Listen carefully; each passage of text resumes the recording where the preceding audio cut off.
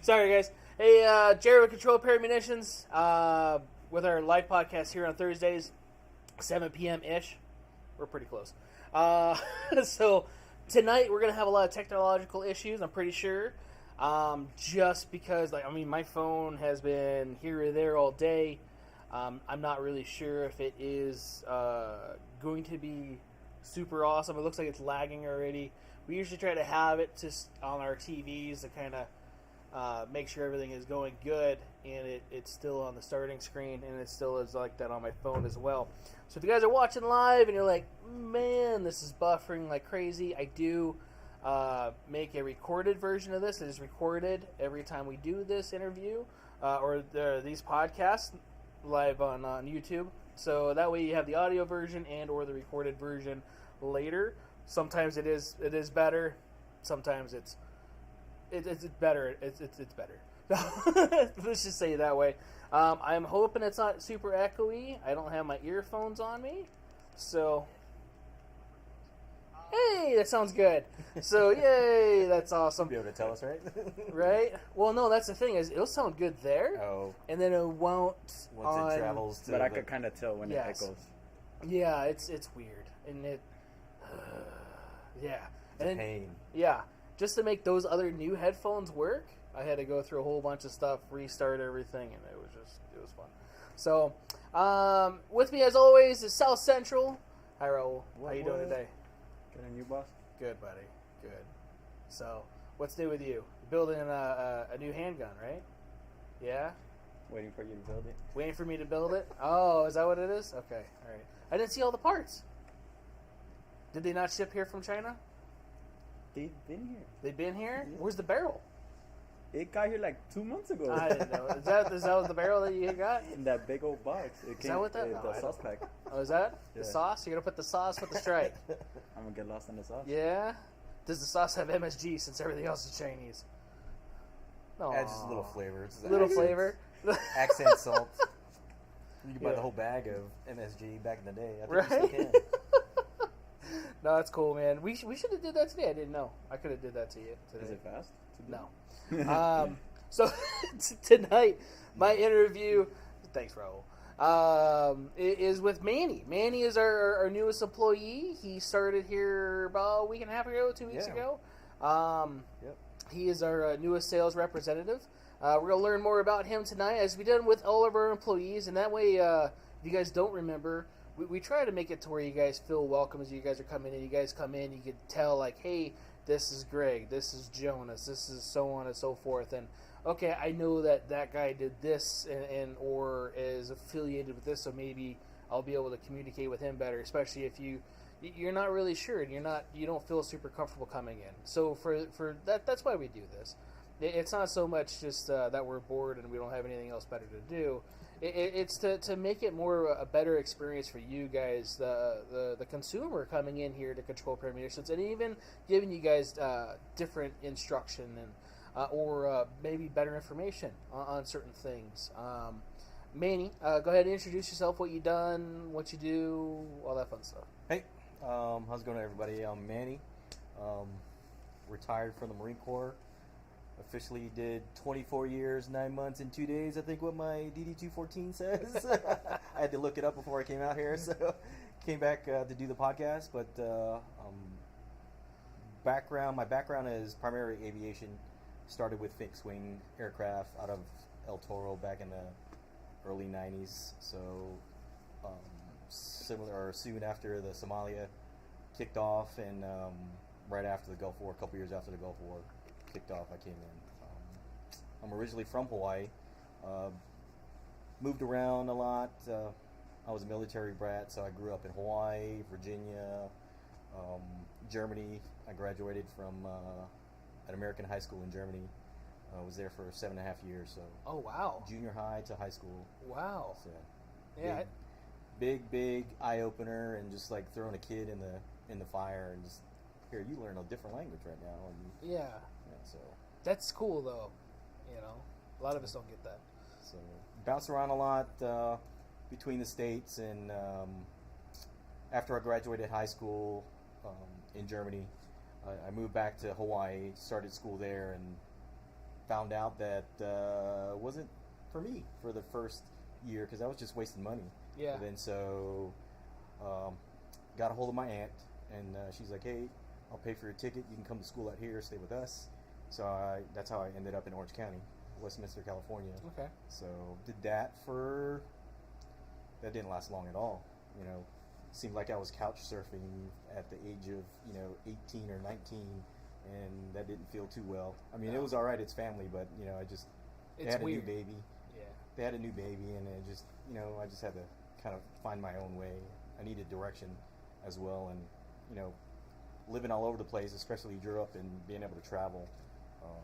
I couldn't stay put for very long, so come was it March or December, I dipped in, and then I was gone in April, so it was like right after the LA riots that I dipped in and went to MEPS, and then April I was standing tall in front of the yellow footprints in San Diego, California. Never Nice. looked back since. Nice. So, What part of Westminster? it's right off Beach Boulevard, 10th Street. 10th Street? Okay. It's right next to the cemeteries right there. Yeah, okay. Nice. And Golden West College is like on the backside. Right down the street, yeah. And wasn't too far from Westminster Mall. either. Westminster Mall. Yep. Yeah, I used to go there a lot. I lived in Huntington. Yep. So it's like right on the border of Westminster Yep. and Huntington Beach. It's like the Asian section and the kind Right. of Yeah. Well, I think Fountain Valley was more Asian, I think. yeah. So Yeah. We know the same places. Yeah. We know the places down there. So Oh, yeah. where not to go. My recruiting station is right off Beach Boulevard by Target. Okay. Target.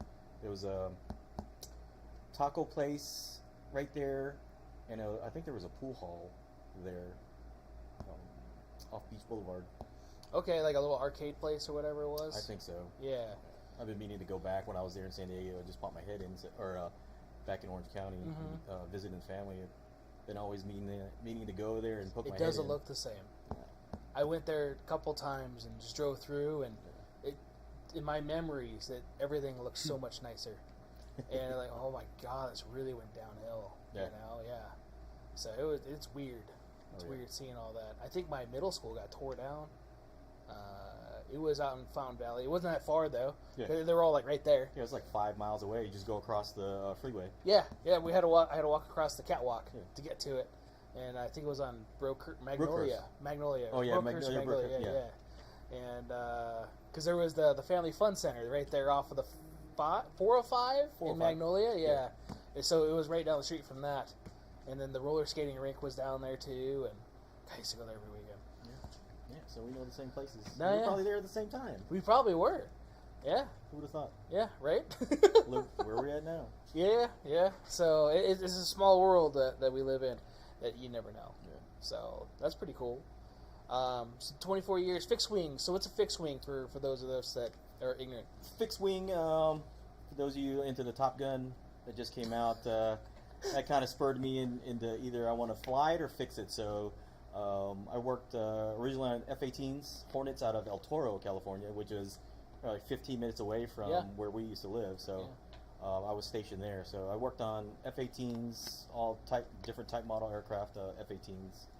So the Alphas, the Charlies, the Deltas, and the Alpha Plus Pluses. So there's like 4 or 5 different variants and all that. So bounced around squadrons from there. I moved down to, after El Toro, we moved down in 94 or 95, I think, to Miramar. It was still a Navy base down there.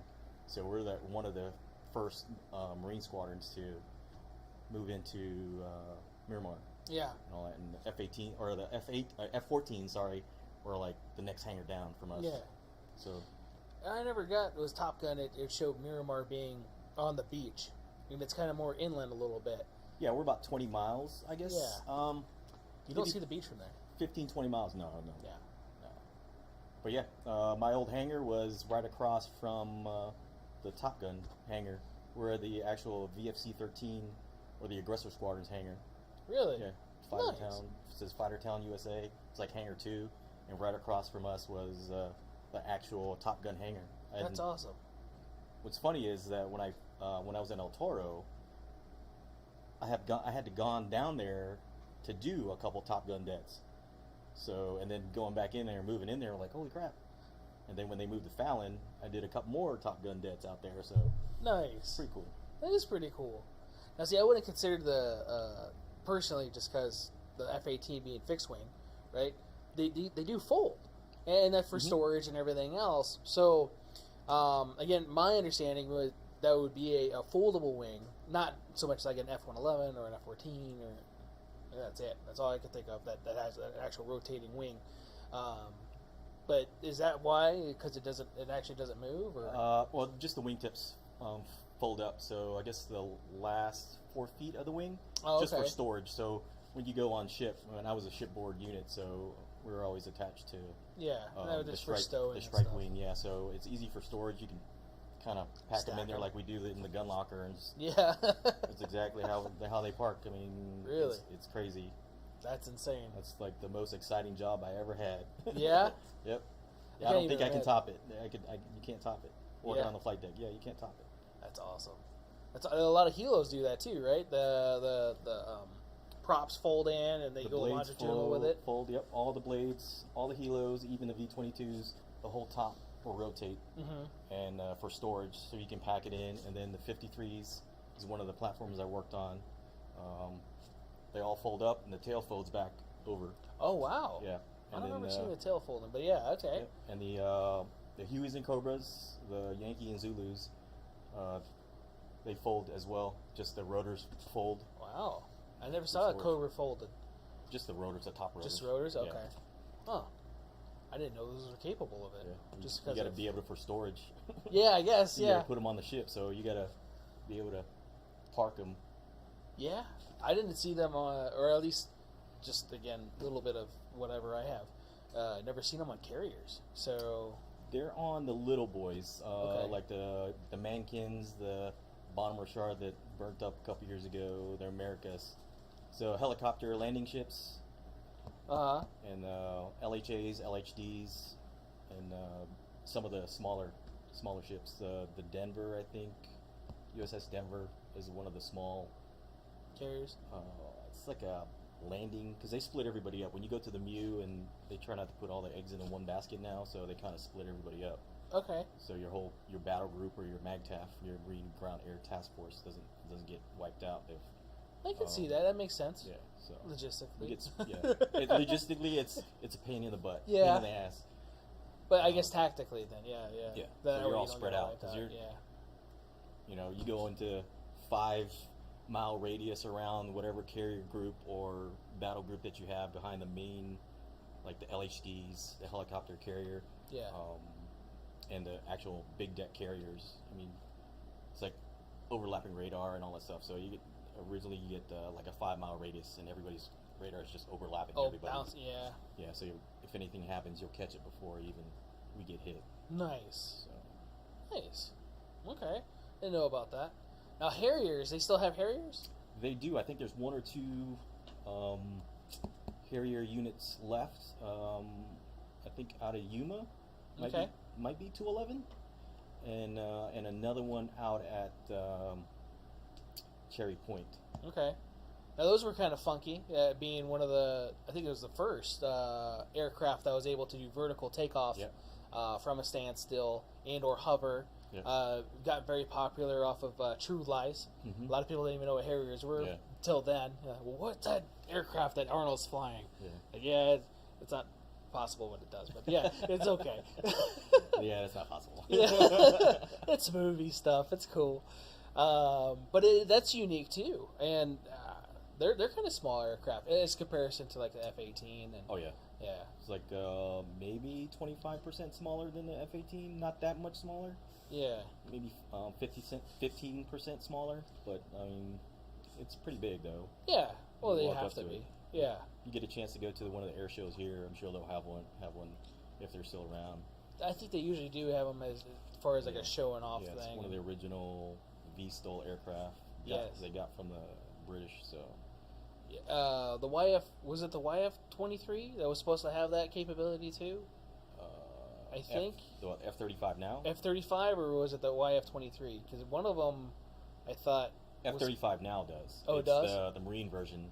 Okay. I think it's the Bravo version. There's Okay. like 3 different variants. The Air Force, the A models, I think B's for the Marine jump jet, and then the Navy and the Marine Corps has the carrier version. Okay. So certain units have the V-stall, and then the other ones, I think the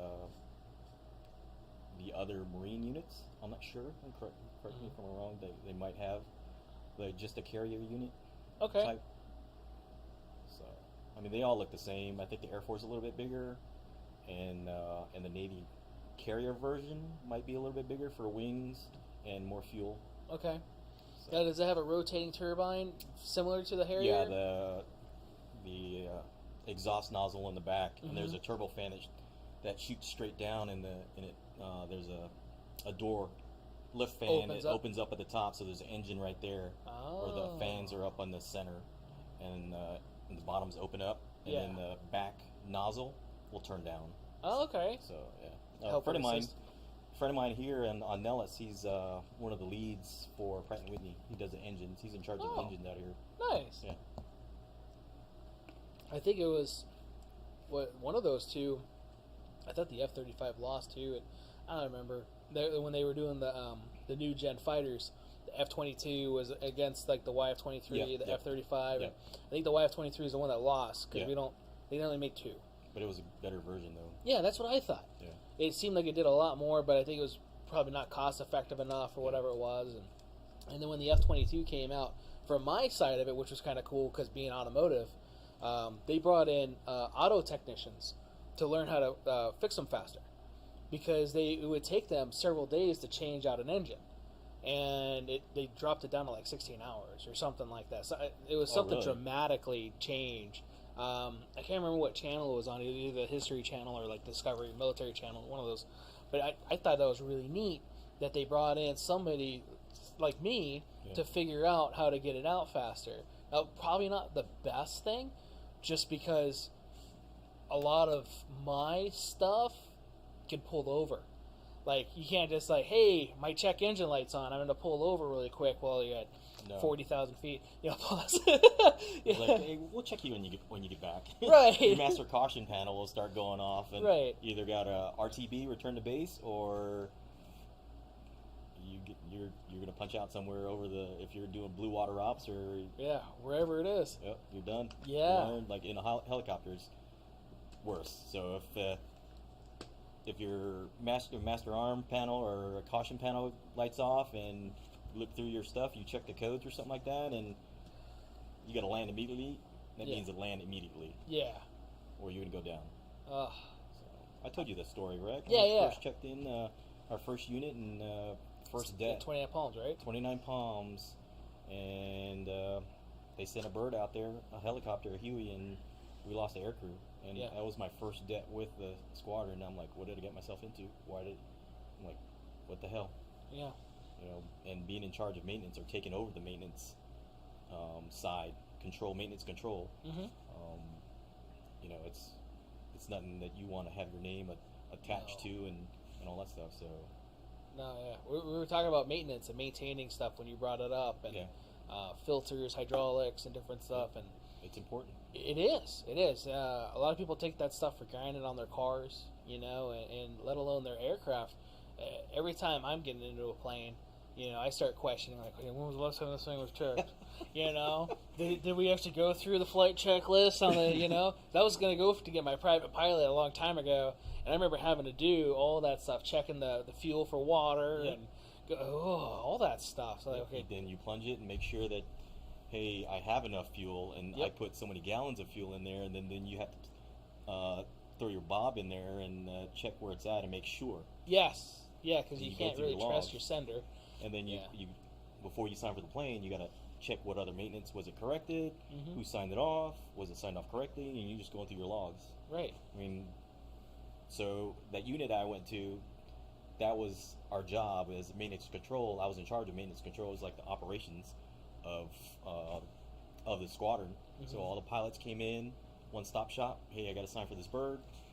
Okay, which, you know, we rack and stack through with the hours and all that stuff to maintain our hours and make sure the proper aircraft was assigned with the right amount of hours and stores. You got rockets or ordnance or something like that, and special, if they needed anything special that we had to put on there, make sure they had the right aircraft. Yeah. To do so. Yeah, no, that makes sense. It's a headache. Well, it's still though, especially for work, Oh, yeah. it needs to be in compliance with what they need to have, and you need to make sure that it gets there and it comes back. It's like a daily intern for a helicopter for Huey and Cobra is like 3 hours for a turnaround, I think, and then for the daily is might as well add another hour and a half, 2 hours to it. So it's like a whole day event almost. Oh yeah. So they either do it at night, they're ready for the morning ops, and then or do it in the afternoon to get ready for the evening ops. Okay. And then if somebody does work in between, the plane captain has to go back through and make sure everything's buttoned up and everything's signed off. Then it comes to us. We go through all the books. I mean, our log books, ADBs, aircraft data log books are, 5-6 inches thick, depending on how many hours you got and how much maintenance. 'Cause there's a lot of maintenance hours that goes in just for, 4, 5, 6 flight hours. Yeah.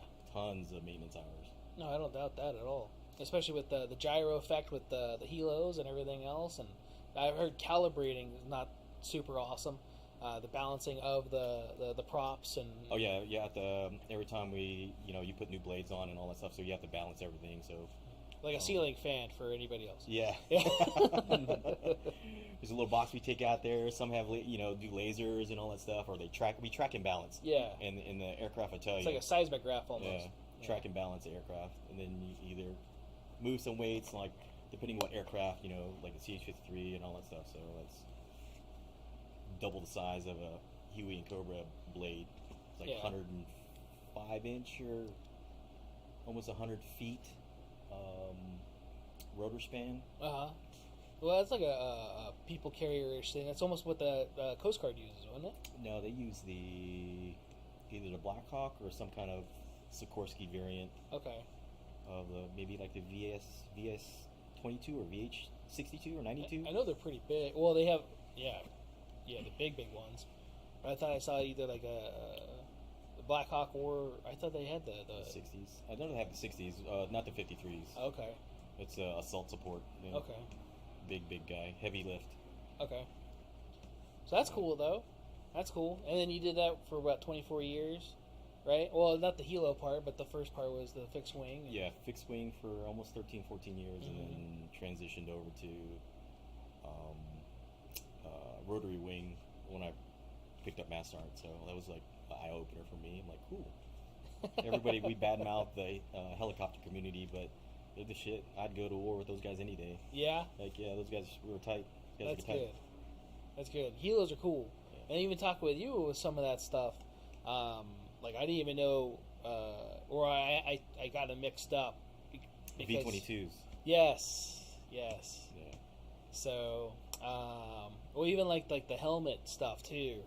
We were talking about the weight and all that stuff. So the hardware you got to carry, and you got to have really big neck muscles, pretty much, to carry some of those helmets. So, what was that one movie they had with Demi or not? That's the encyclopedia. Right? What's that? It was Demi Moore? Not Demi Moore. Barrymore. Drew Barrymore. She was pregnant. Got pregnant by the with the when she used to work Cobras. at the Wendy's and all that stuff. or like a burger place or whatever. Yeah. I remember that. I was like, not Firebirds. What the hell is that? That was like we're dating ourselves, eh? You're right. Yeah, that was in the '90s. That was bad, and it was Cobra. There were Cobra pilots. Was it? I thought there was a Cobra because it was smaller. It might have been the old Cobra, the first Cobra or Apache or something like that. So yeah, because Apaches are huge in comparison to them, and they have wheels. You remember? I don't remember if they have wheels or not. I don't remember if I had wheels. If I had wheels sticking out. Yeah, because we had skids, so it's what they call the skid kids. The Huey and Cobra community is the skid kids. We're the skid kids. Okay. So no wheels. No wheels? Only the V-22s. Really? And the CH-53s. Okay. Have wheels. Huh. So why the skids? What's the skids are almost like skis? Yep. Right. So why skids over wheels? They have suspension on them, I'm assuming, and sort of. Not really. Or is it just because of the terrain that they be in and to be uneven Probably terrain? for the terrain because there's a crossbar that goes underneath for both of them. And then they have the skids. They're probably like maybe 12, 15 feet long or something like that. Okay. So, and then you actually, there's skids on the bottom that you can change out. So you have to jack up the helicopter, and there's these skids. Maybe, what, a quarter-inch thick, maybe less than a quarter-inch thick of aluminum. With that, like, almost cement stuff that they paint on there, like for grip. Yeah, okay. And all that stuff. Like bed liner. Yeah, something like that. Rhino But rough. liner. It's rougher. Yeah. So they paint that on the bottom. Okay. And then you can screw them on, screw them off. You replace them all up underneath. So your skids are more like skis as compared to like traditional helicopters where they're like tubular. No, they're tubular? Yeah. Okay. They're tubular. Okay. I was just thinking, I was imagining skids.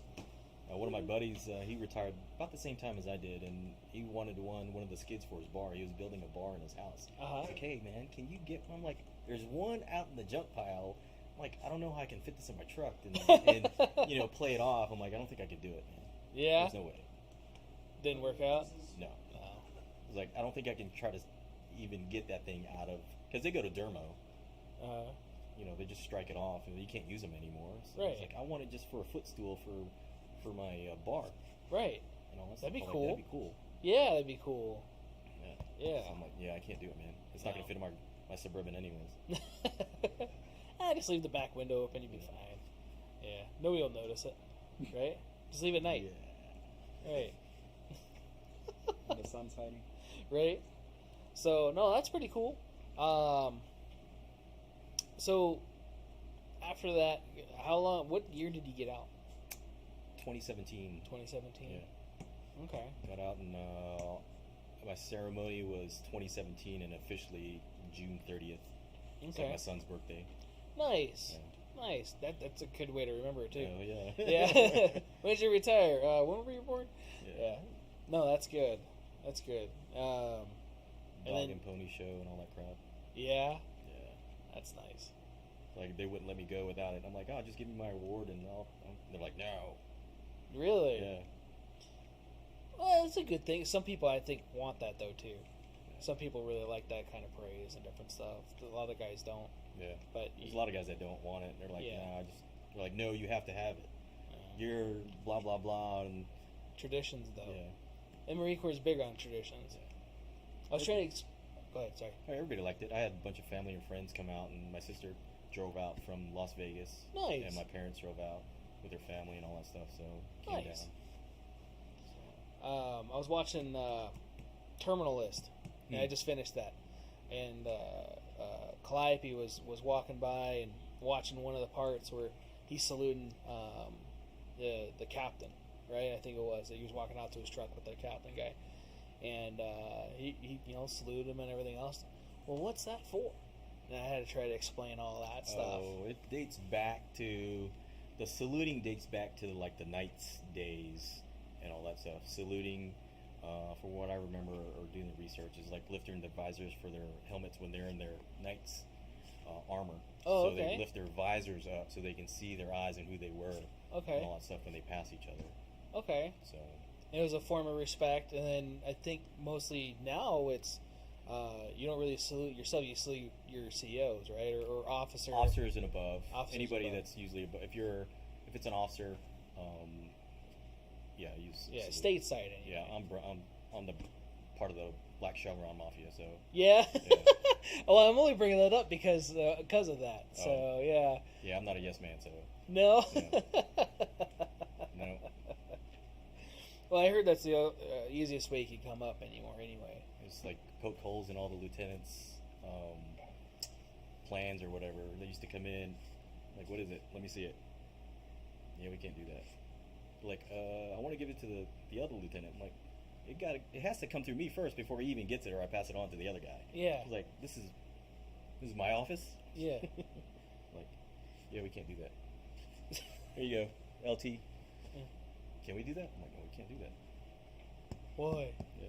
So yeah. You need to drop a flight or something like that, or you poke holes in their plans, because like for the sked riders, for the guys that does operations, they're usually like boot lieutenants, so it's like kid in a candy store. I got airplanes on the line. I can use each one. Like, dude, it don't work that way. It doesn't work that way. Yeah. It's like I have to manage the flight hours and high time components, just like on a car. You know what I mean? High time components. You need to change out certain things. Yeah, at certain intervals. Yeah. Yeah. So I track the hours. Yeah. And the consumption of fuel and the consumption of oil. See if it's burning too much, and then if it is, then I have to pull that aircraft off the line and figure out what's wrong with it. Yep. Figure out what oil seal's going on. Yep. What's going? Yeah. Yeah. See, that stuff. Well, I heard officers don't really know that. So. No. I mean, once you get through I guess when you get to the captain's point, I mean, they're usually in with the flight school maybe 7 years if they get in charge of a division. Okay. Flight line or power line, they do all the engines and they prep the aircraft. Crew chiefs fall under them. And then you have the ordnance section. And then avionics section. I was an avionics guy, so I had my own officer. But they're usually, ordnance and avionics guys are usually enlisted, grown, and then transition to warrant officers or chief warrant officers. And then the other, you have airframes, they'll just stick a boot guy so he can learn the ropes of the maintenance flow, maintenance aspect, and how things work downstairs, vice upstairs. Okay. Because upstairs, you get coffee for people, you buy like patches and sell it to people, buy T-shirts, and they, they're the get you guys and the minions upstairs. But when you actually get in charge of a shop, it's just like being a regular platoon on the ground side. You kind of teach them. So that's their learning part from us when they deal with other Marines besides the shiny stuff upstairs. Okay. So that's our teaching point aspect for officers when they come downstairs. No, and that's good. That's good. I think that's a better way to learn anyway, is with your feet on the ground instead of the other part. Making it all shiny and pretty and everything else. And this is the actual what makes stuff work. Yeah, this is how it works down here.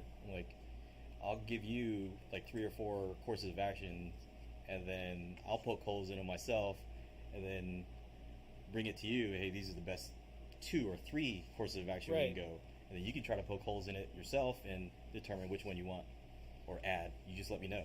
Right, but it doesn't work right now. No. Yeah. No, and especially with your name having to be signed on it. Oh yeah. Yeah, I know at the dealership level they would do that to me all the time. We would have to certify. So the Cadillac dealer I worked at, we had to certify Cadillacs, and in order to certify a vehicle not just to make it safe, but to make it a warrantable type item, it would have to have all factory items on it. Yeah. And half these things had different exhaust, different wheels, different this, different that, and like, no, we can't unless you're going to spend all this money to remove all of it and put it back to factory. Well, no, but can you just sign off on it? No. It doesn't work that way. Yeah. You can. No, I can't. I won't sign off on it. We try to circumvent. Come on, yeah, you can. I'm like, no. Right, no. Like, if you're willing to take this, if it breaks down on the field and you're willing, that's your call. Right. But if it's in my hands, I can't give you the plane when it's half-ass like that. No, you can't, especially with what you did. Yeah. That's a completely different deal than mine, and that you have more on the line, not just your name, people's lives. Yeah. Oh, that's a big thing, is like people's lives. Like, I won't put you in a plane that I won't put my family in a plane. Right. That's my thing. Yeah.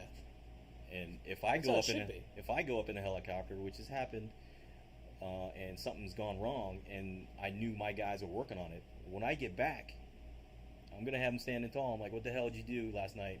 Right. And like, I looked through the books before I got on, like I'm supposed to, but okay, it looks like it's right, but what did you really do? Well, let me see the pass down. Yeah. There's always something. This is how we fixed it in accordance with this.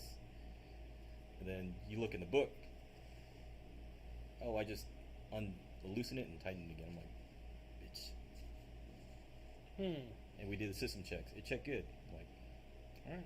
I'm 5,000 feet in the air, or 8,000 feet in the air, and sky ground, and And the guy who was my AO, because we were flying this scenario, we were flying out to Yuma for WTI, or WTI class just finished, and we were going out to pick up the rest of the aircraft that we sent out from our group in Miramar. So we had like 6 aircraft I think we had to pick up, and we sent 2. I was on one of the 2, and we're all heavies. Basically E8s. I was flying with the senior guys, so we had the wing chief, big dog. We had a couple other master sergeants. There was like 19 or 20 people on board, air crew. Yeah. Flying out to go pick up the rest of the helicopters, and then the other guys had a couple more to go pick up the other half.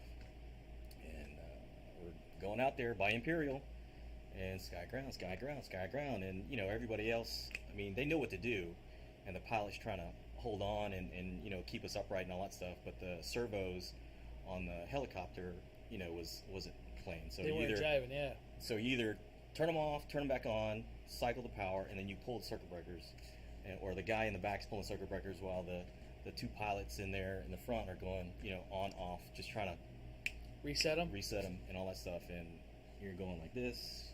We were sleeping, and head goes up, visor goes up, and I'm sitting by the back ramp from right across from my buddy, who was my maintenance chief at the time.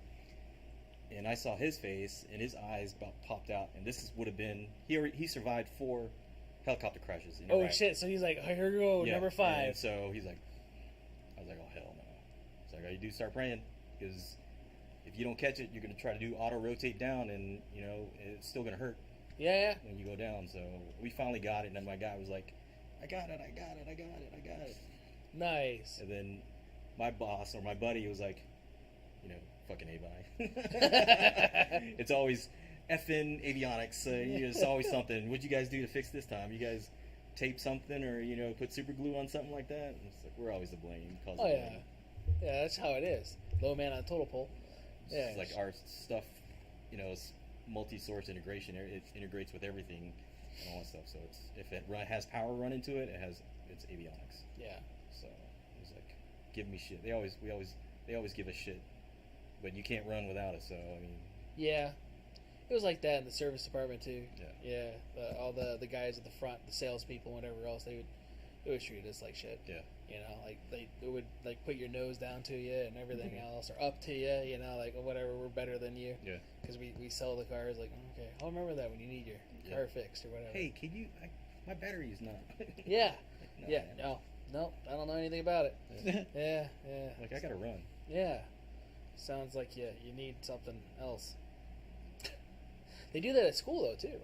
A lot of the other departments, they treat us like we're the black sheep, and even like my students and stuff. And a lot of times, I've had to intervene with some of them as far as like online classes and different stuff, because they'll have flack being an automotive student. They don't get treated different. They get treated different. That sucks. Because of that, yeah. Like we're just like grease monkeys or the scum of the earth type thing. That's what they used to call us on the ship. It was like, if you're engine mech or flight line, I mean, you wore a brown shirt and you're always dirty, and they used to call us grease monkeys. Because I did a stint as a flight line guy on the boat, and it was back breaking work. And carrying all those chains, right? It's like 50 pounds, right? Like 25 pounds per chain, and you're carrying like 12 and 12. I mean, it hurts. And those chains are going to be lubricated because you're at sea. And you're dirty. Yeah. And they're dirty. There's oil and fuel. Right. There's nothing. Yeah. You can't get past that. Anybody's going to be a grease monkey out there. Here, pick up one of these chains. Yeah. Yeah. You want to talk some crap? Here, grab this. Yeah. Yeah. It's funny how it's always those guys too. Yeah. So doing that side of the house and going back to my own shop as an avionics guy, I mean, it gives you a better appreciation for the whole aircraft and that job in particular, because you learn a little bit more of the aircraft and you're actually smarter. You become a little smarter than the average bear. Okay. Whole encompass, I guess is the word, and with everything, because the engines, flight surfaces, and you know how to fuel and all that stuff too. So I mean, yes, it sucks as a young Marine and all that stuff, but it's you learn to appreciate it when you get older. It's like anything in life, though. You take a lot of stuff for granted, and then as you get older, it kind of sinks in a little bit more. Yeah. Just maintain my quals after I picked up rank, and by the time helping other people, helping other shops drop an engine, put it back up, and hey, we need help. We're short, or somebody's sick. I got to maintain my qual anyway, so let's go do it. Did he ever serve on Guam when they were capsizing? From all the Marines that were no. They tried. I knew that was coming up, something like that. There's a guy, we were actually, after 9/11 came out, there was a staunch supporter of Marines coming back to Guam and all that stuff from World War II, and he was a straight supporter, tried to get Marines back, have a Marine barracks on Guam, and finally they did it probably like a couple years ago. But going back to after 9/11, we went out there, and they just loved the Marines. Yeah? Yeah, there's an Air Force base and a Navy base, 2 Navy bases there, and they're still trying to stand up the Marine base, but we ended up staying on Guam, and we tore up the town. Yeah? We tore up the town when we weren't on alerts, because we had to do CAP missions, or our squadron had to do combat air patrol. Okay. So they would go up to patrol over the international airport and on Guam, full air-to-air and all that stuff. So we had 2-seaters then. So we had to go up if a international flight didn't comply with any kind of request from the tower, they would send us up. So we would intercept them, and if they didn't comply with anything, they had authorization to shoot it down out of the sky. No shit. No shit. That's awesome. No shit. Wow. If only that's what really happened to that one that went over China and disappeared. Yeah. Yeah. So that didn't happen. A lot of people probably forgot about that thing too. That was a big thing on the news for a while. So we were up. I think we were in the Gulf then, and then I think North Korea sunk a South Korean vessel. So yeah, and it was back. I think it was like 2000 or early or right before. Look it up, please. What year?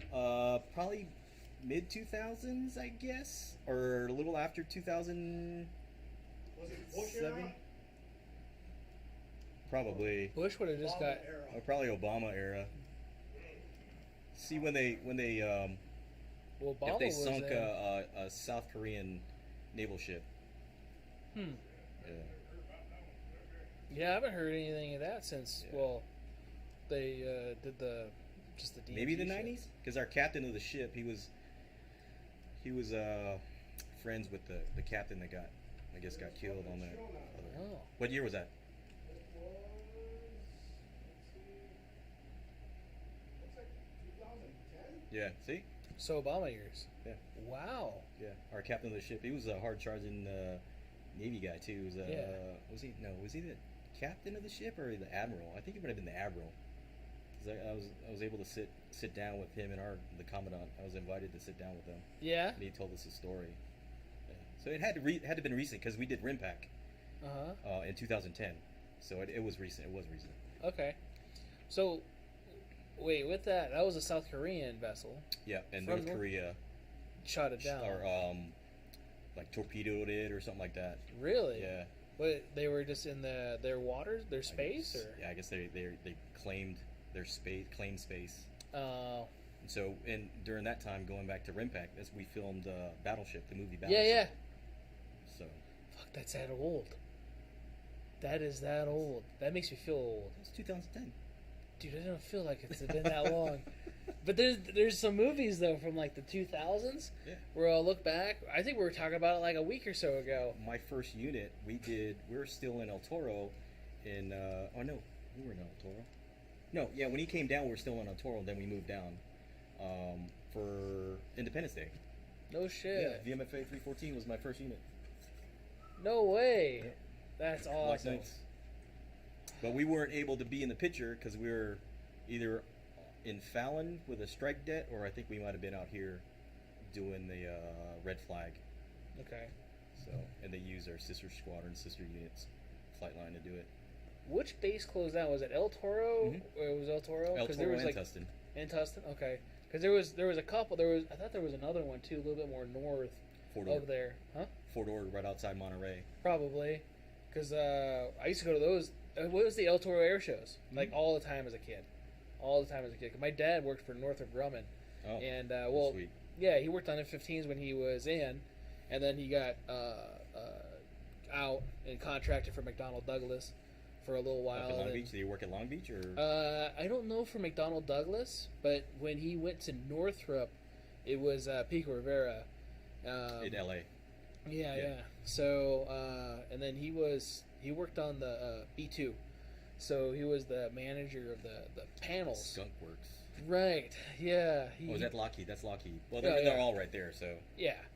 They're all right there, and so like all like the LA riots and all that other stuff, he had to drive through that, and it was a lot of stuff that he did was pretty cool, and should there be some stuff when Future Weapons was on? You remember that show? Mhm. I would watch that and be like, hey, you worked at Northrop. This how long has this been out? Oh, I could talk about it now. It's declassified. It's like 20 years later. I could talk Right, about it. yeah. It's declassified. I can Oh, talk this about is since like the 70s. What the hell? And it's amazing how old our technology really is, Yeah. and we have no idea. it. We're like still 5-10 years behind. Right. It's like the F-18s, the computer. When I first came in, they're it's like an old 486 computer or something like that, Yeah. and it was like 2000, maybe 2006 or some shit like that, or no, it was early 2000s because we had just transitioned to a new platform, and like the latest and greatest. They're like, oh yeah, this is still like a 486 computer. I'm like, really? Yeah. Get out of here. I'm like, but it can still process all the targeting and all that stuff with the computers or mission computers and all that stuff. I'm like, oh, okay, cool. As long as it's compliant, I guess. Yeah, Yeah. but it's everything's going just like computers are 18 months behind everything. Yeah. All the time. Yeah. Yeah. The thing that brought kind of worries me with the Korea thing, just because of all the latent stuff with China, Uh-huh. you know, and thinking if they would actually be that bold as to do one of our ships, because we keep on going over there and we keep on like slapping each other's peckers. I guess I don't know.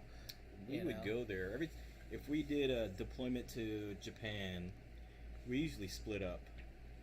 So one half would go to Okinawa, and then the other half will go to mainland Japan, and then we fly ops out of South Korea, Okay. either primarily out of Osan because it was closer to the DMZ and to the border. And Yeah. with F-18s back in the day, we had what they call ATARs. It's like Advanced Tactical Air Reconnaissance. Okay. So we take out the gun, and then we put this $7 million camera on there, and this $2 million door with glass Yeah. crystal. It's grown. It takes like 7 years to grow the crystals. Yeah, and it's about an inch thick. That's like crazy. three windows, and It's just because of the pressure. yeah, Oh wow. and the clarity and all Yeah. that stuff. So you had 3 different cameras, 3 different electrical optical antenna or cameras for low, high, and medium, and all that stuff. So That's cool. we used to fly over to the DMZ and we record it. They would record it. They can record it and then transmit it back to the station near real time, or just bring it back and then we process the information. That's when we work with all the intel guys. So because we worked on it, we had the clearance to, and then we just take it to them, pull everything out, and give it to them, and like, hey, what's this? What's this? Like, Yeah. oh, that's where a plane was at, or somebody had walked here like maybe like 20 minutes ago. Yeah, Wow. IR stuff. So Nice. That's cool. yeah, they'll take pictures. Hmm. Like, oh, this is where a plane was sitting at, and here's before. It was like a couple hours ago, and the heat signature is still there. So kind of similar to Behind Enemy Lines Yeah, with Owen Wilson. yeah, exactly. Yeah, It's yeah. it's exactly what it was. Yeah, they flew over, or they didn't fly over technically. It's like Ukraine. He was at an angle because you take pictures. The Yeah. higher altitude you are, the farther you can transmit your information. Okay. Yeah, they got shot down because they saw stuff Yeah. they weren't supposed to see. Yeah. Yeah, that was crazy shit. Yep. Yeah. And the flight data recorders, I probably can't tell you, but it is probably underneath the pilot seat for that. Oh, no, not like on the movies. No, No? no, it's in the actual in the camera bay right above the cameras. So there's Okay. the gun bay doors there, and then you got two. It used to be 3/4 inch industrial tapes, like Uh-huh. old, like bigger than the VHSs. Yeah, but yeah. the tapes were like this big, and that Oh wow. two of them, and then they went to solid state a couple years Hard after drives? that. So yeah, Okay. just hard drives, plug it in, Huh. and all that stuff. And the guy in the back seat would run everything. See, watching the movie, to me made sense. In case you did get shot out, at least you could still get that if you could. It does. And then- It automatically erases. That So that once makes you it pull even- the ejection seat initiation, all that stuff goes through and it just dumps. It'll erase everything. You know, if they knew that in real life, though, they wouldn't have made a movie. Because the whole movie was about him getting back to his Yep. ejection seat to get that. Yep. Or no, was it the pilot or the co-pilot's He wanted ejection the little seat? disc or He had to something get like the that. right Yeah, I off remember of it. Yeah, and it was transmitting a signal, and they were trying to whatever. It'll automatically erase itself. Okay. It's like some of the guys will try to initiate it and they'll initiate it wrong. And then they blame us. I'm like, so what's your procedure? So we're sitting on the ground thinking like they're talking us through the procedure. I'm like, yeah, you're already wrong. Yeah. That's not what you're supposed to do.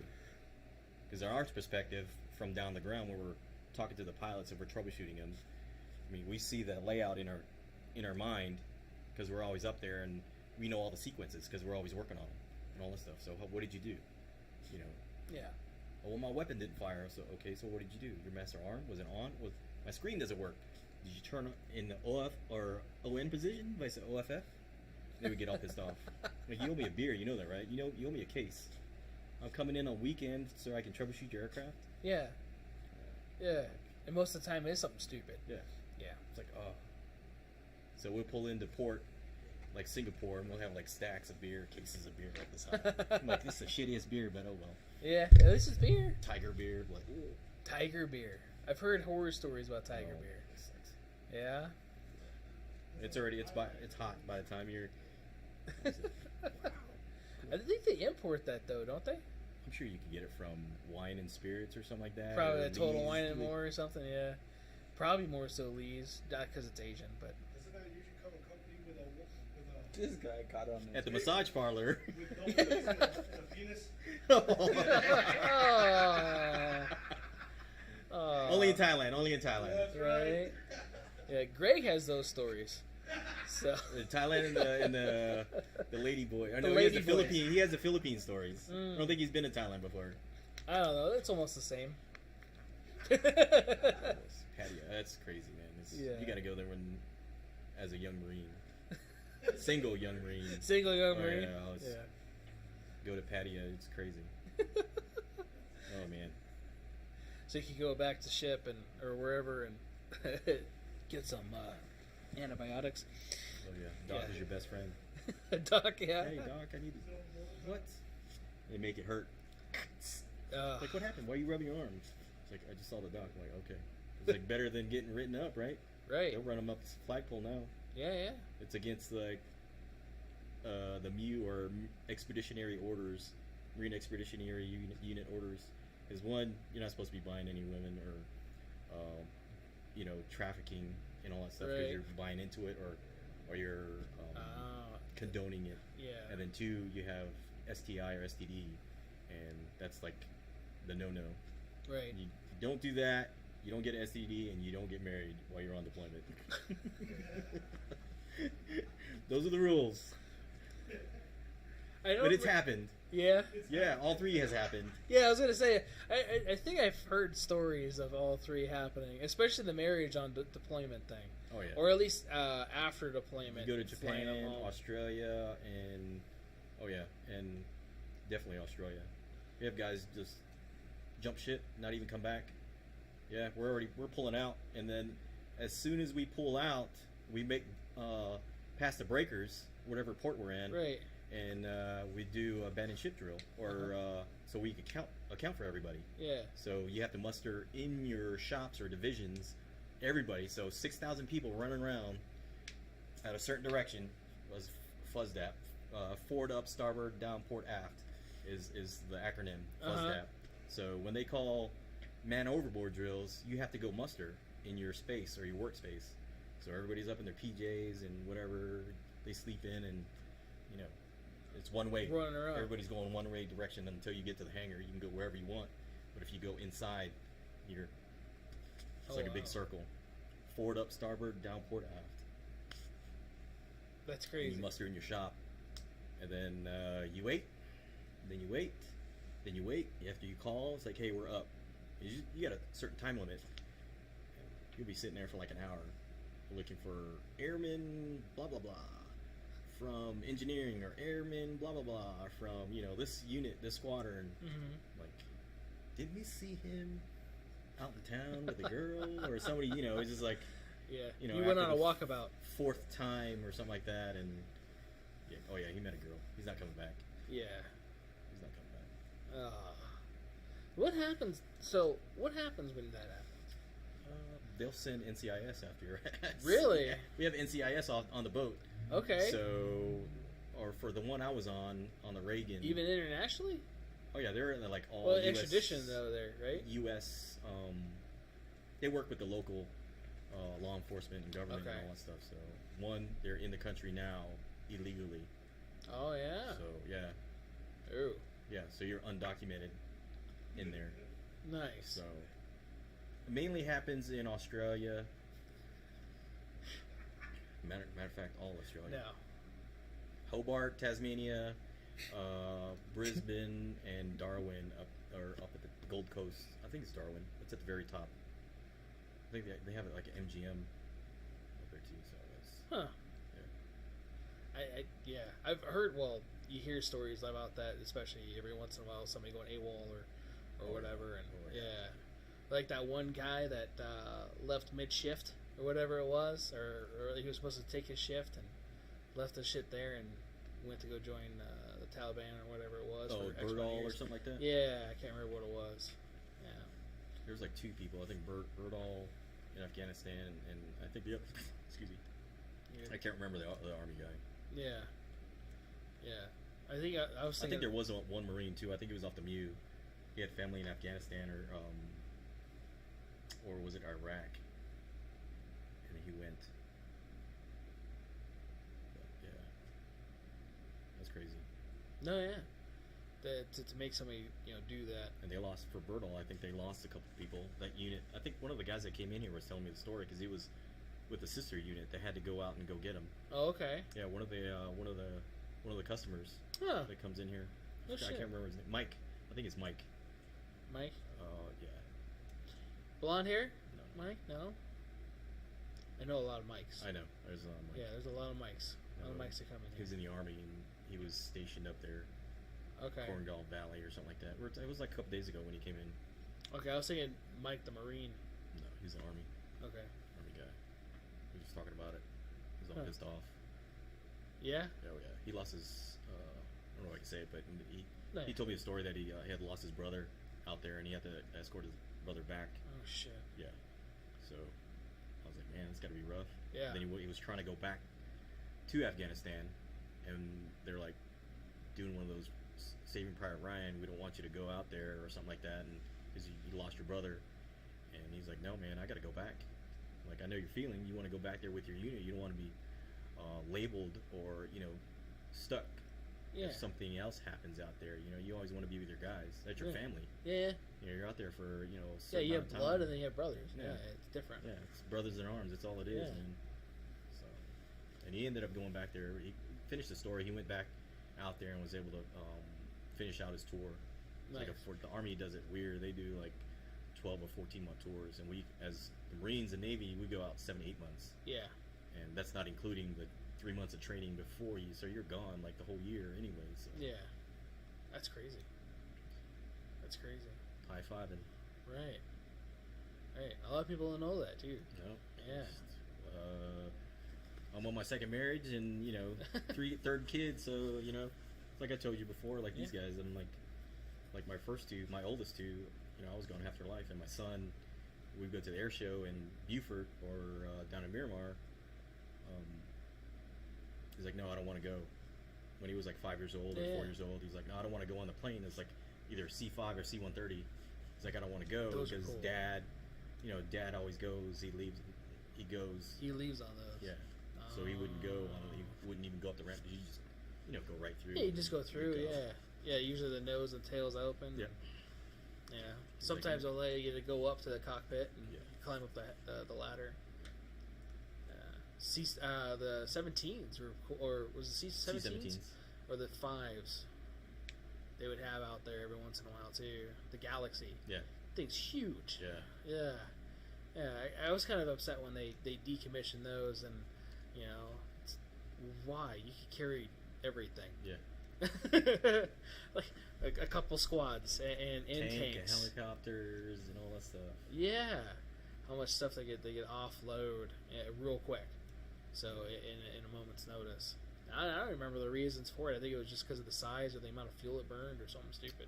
Oh, I was probably being upgraded because the C-17s, the Globemasters. Yeah.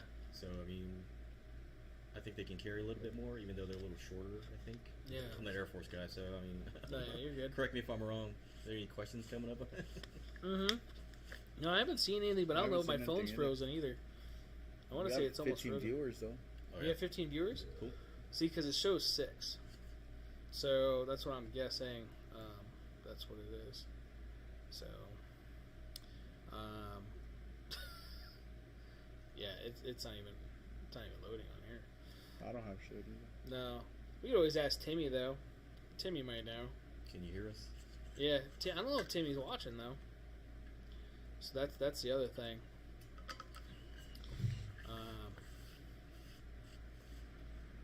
Yeah, so I know that those they held a lot of stuff, like the SR-71. That was a great plane for what it was, and they decommissioned that. It leaked too much oil and fuel costs. Yeah, because they leave, they space it out, knowing because heat it expands the metal, so it'll end up closing up. So as soon as it takes off, it'll have to refuel. Yeah, and then once the metal hits that certain temperature, it'll probably it closed all the seals up. Yeah, that was insane learning about that growing up.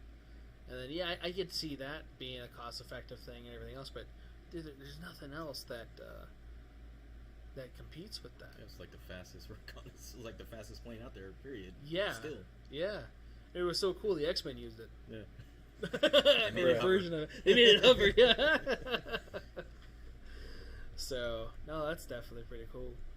Yeah, no, we talked a lot about that stuff, and it's different because we have Mike, and he did different stuff. Yeah, he's a combat arms. He's actual combat arms. I was part of a Victor unit, and us as a whole were a combat unit and all that stuff. But I was still in a supportive role, so not all the time, unless you're with the helicopters, that you'll be able to go out if you're. If you got your wings or still trying to strike for your aircrew wings, because we do like homegrown, when we go on deployment or before we stand up for deployment, you're supposed to have so many crew chiefs and so many AOs, so aerial observers. Okay. And so before you get to the pass for the aerial observer, you have to pass, which is called the swim qual, the aircrew swim qual. So you pass the Navy. You jump off a little platform and you swim maybe like a 50 to 100 meters, and that's class 2.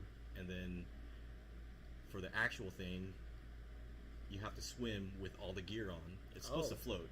Okay. It's supposed to float, but you got your helmet, you got your boots, and then you got your gear and flight suit, and then you got your LPU and all that stuff. That stuff drags? It does. It creates a lot of drag, and if you're not swimming a certain way that they want you to, they'll start yelling at you. Because my wife used to run the pool deck, and she was in charge of the Aviation Survival Training Center on Miramar. Oh wow! Yeah, so I had to go through her course. Yeah, so scrutiny. So you have to go past that, Uh-huh. And if you don't, then you're out and all that shit. But you have to pass that stuff before you can start your syllabus. Mm-hmm. Supposed to start your syllabus and all that, and they just walk you through, walk the dog. Hey, this is the aircraft. This is how you do your maintain the gun. This is what you need to look out for. This is what before we land, before we take off, clearing the front, clearing the rear, clearing the left. clear the land. Just make sure there's no big rocks and no those big trees or bushes that we're gonna crush and put a hole in the bottom of the helicopter or something. Right. So Yeah. it's cool. I liked it, but when you go through the sky ground, it's not fun. No, especially when you're in it. Yeah. Yeah. That's to me a little sketchy. Yeah. Yeah. So, and go back to the place where I almost crashed is where everybody has crashed in Imperial. Yeah. Really? Yeah. So Living out there, I never heard of that. yeah. I'm assuming that I lived in Lakeside, so I'm like 105 miles away from El Centro. Yeah. So it's just a hop, skip, and a jump. I told you it was like right before Glamis. Yeah. Or no, was it after Glamis? I think it's after Glamis. I can't remember. And you go through Imperial, and that's where we usually stop for gas on the way back, and grab a pizza or something like that.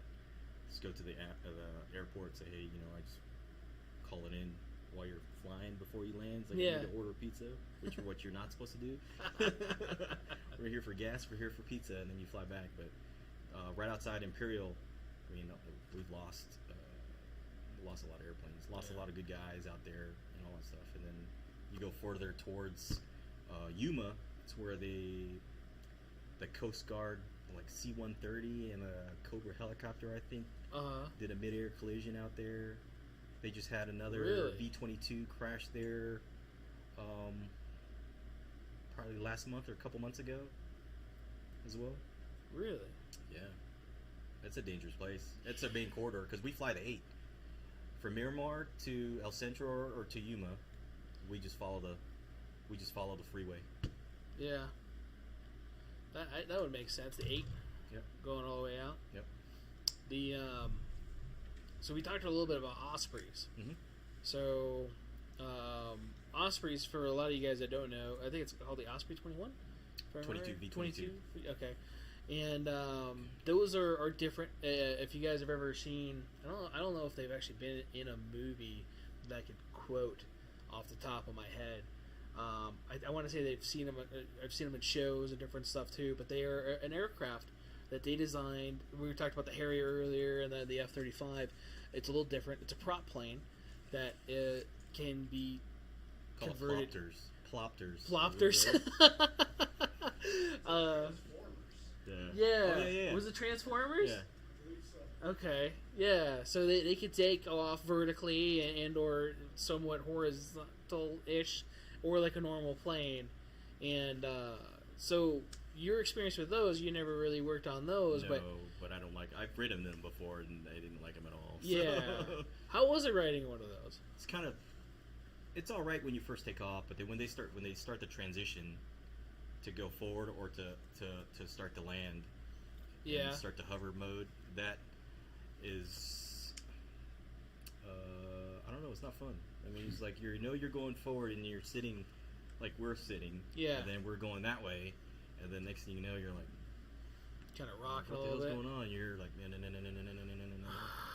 It's like you're stopping forward motion and you're still going this way until it catches up. Yeah. And all that stuff. Yeah. So I mean, I bet that feels unnatural. Yeah, it's unnatural. They had a lot of issues when they first came out, especially in Yuma and all that stuff, and I don't like them. And we used to brief all the time. So we do WTI, Weapons Tactics and Instructions. We do it twice a year for the Marine Corps, and it's like a train the trainer kind of thing for the whole Marine Ground Air Task Force. Everybody has a part, the ground combat element, and the pilots and all the assets, flying assets in the Marine Corps, all combined together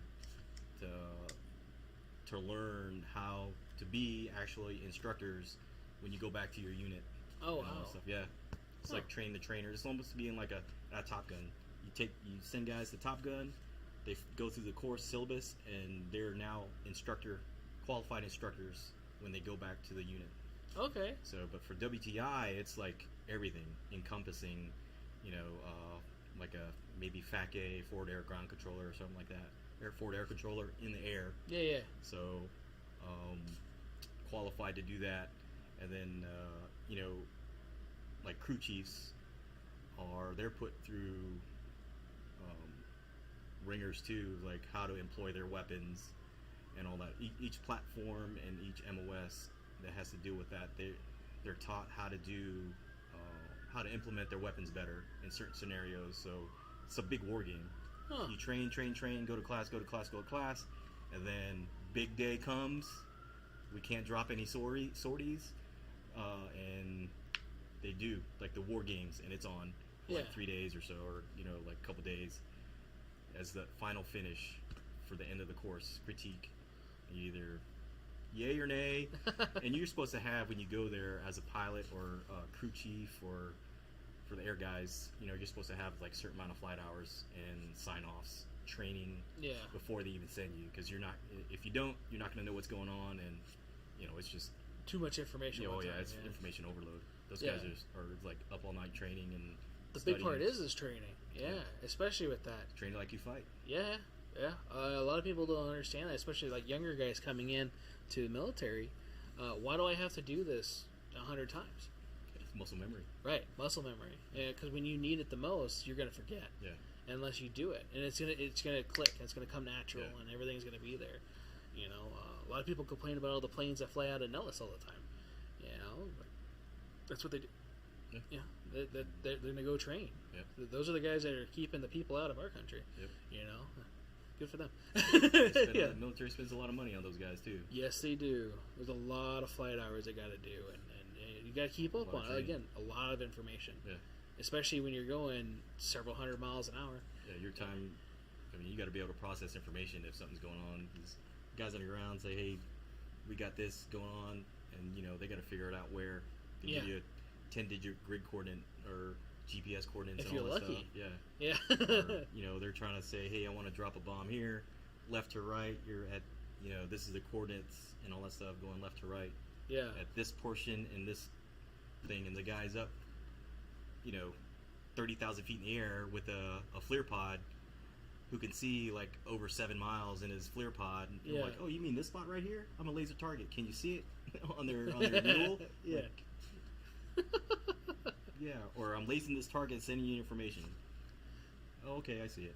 And so they designate that's the target. So the aircraft knows, it'll designate that target, it'll fly over it, turn back around, and it'll still know where that position is. Nice. It'll keep it. Or they can just fly around, orbit, fly around in circles. Huh. So that's pretty cool. Yeah, they got all that. What do they call ISR stuff? So ISR, intel, surveillance, and reconnaissance.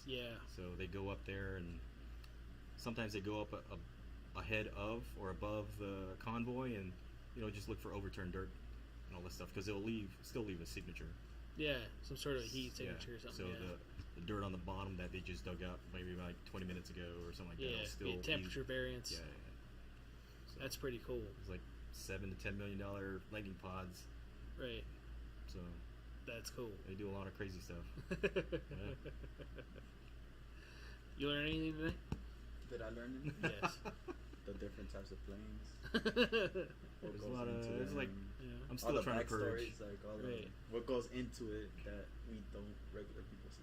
I still try to purge everything out. I can't do it. I still have like numbers floating in my head for part numbers for certain parts. I'm like, I do that all the time. I'll be talking about something in class, and we'll be talking about. So like this last semester, I had engine performance, and so in the third engine performance class, I got to talk about communications, which is very similar to like the computer stuff. So integrating computer communication between your avionics and your radar or whatever. I don't know what they're fucking saying, but you know what I mean. So your missing weapon or your weapon linking to your radar or whatever. So how they intercommunicate with each other, and we'll talk about it. And I still have all the circuit numbers in my head, and the terminal numbers in my head, and the resistance values it's supposed to be, and I have all that just like engraved in my head, and even shit from the 90s, So it sucks, but I understand. It's I don't think it ever goes really away until I don't know. Probably you're not really around it for a while, but still, I mean, shit, I haven't done it professionally in so long. It's like when I first transitioned to the rotary wing, they hated me. They're like, well, we're gonna shake you off those fast mover mentalities and all that shit. So, try to bring some of my memorabilia in and all that stuff and pictures and stuff that I had, and I'd use those Velcro strips. Yeah. Those I don't know what they're called, the master strips or something like that, with a plastic Velcro looking things for your pictures. Yeah. So I would come in the next morning, the shit would be all upside down. Nice. Oh, they'd do it all the time, every fucking day. I was like, God damn it. Yeah. Like, we're gonna shake you out of that fast mover or jet mentality. They broke me in pretty good. Yeah. If I was ever to go back, I'd tell you, man, I'd go back with the helicopters any day. Really? Oh yeah, those guys are so tight, man. That's awesome. They're tight. They're tight. Tighter than the jets? Oh yeah. It was like, Nice. look at me. Yeah. Those are the fighter jockeys. So then the other air crew with the pilots, I mean, you're there. Yeah. You're in the same hooch or one hooch over, sucking it up, and while the other guys are in a can, the fast movers are in a air conditioned can or something like that, or you're in a fob in the helicopters. You might have air conditioning if you're lucky. So close the door. Yeah. Lock doors. Why don't you like locked doors? Huh? What? Why don't you like locked doors? It's South Central, man. Right? No lock doors. I had the thing where I was locked behind doors. Right. Mentality's a little bit different too, from the fast movers to from the rotary wing, until you get to the Hueys and Cobras. They got the time on target. Got to get there now. I mean, obviously it's troops in contact, so they're the priority. Always priority. So if anything goes down, troops in contact, I want it. I'm going now. Yeah.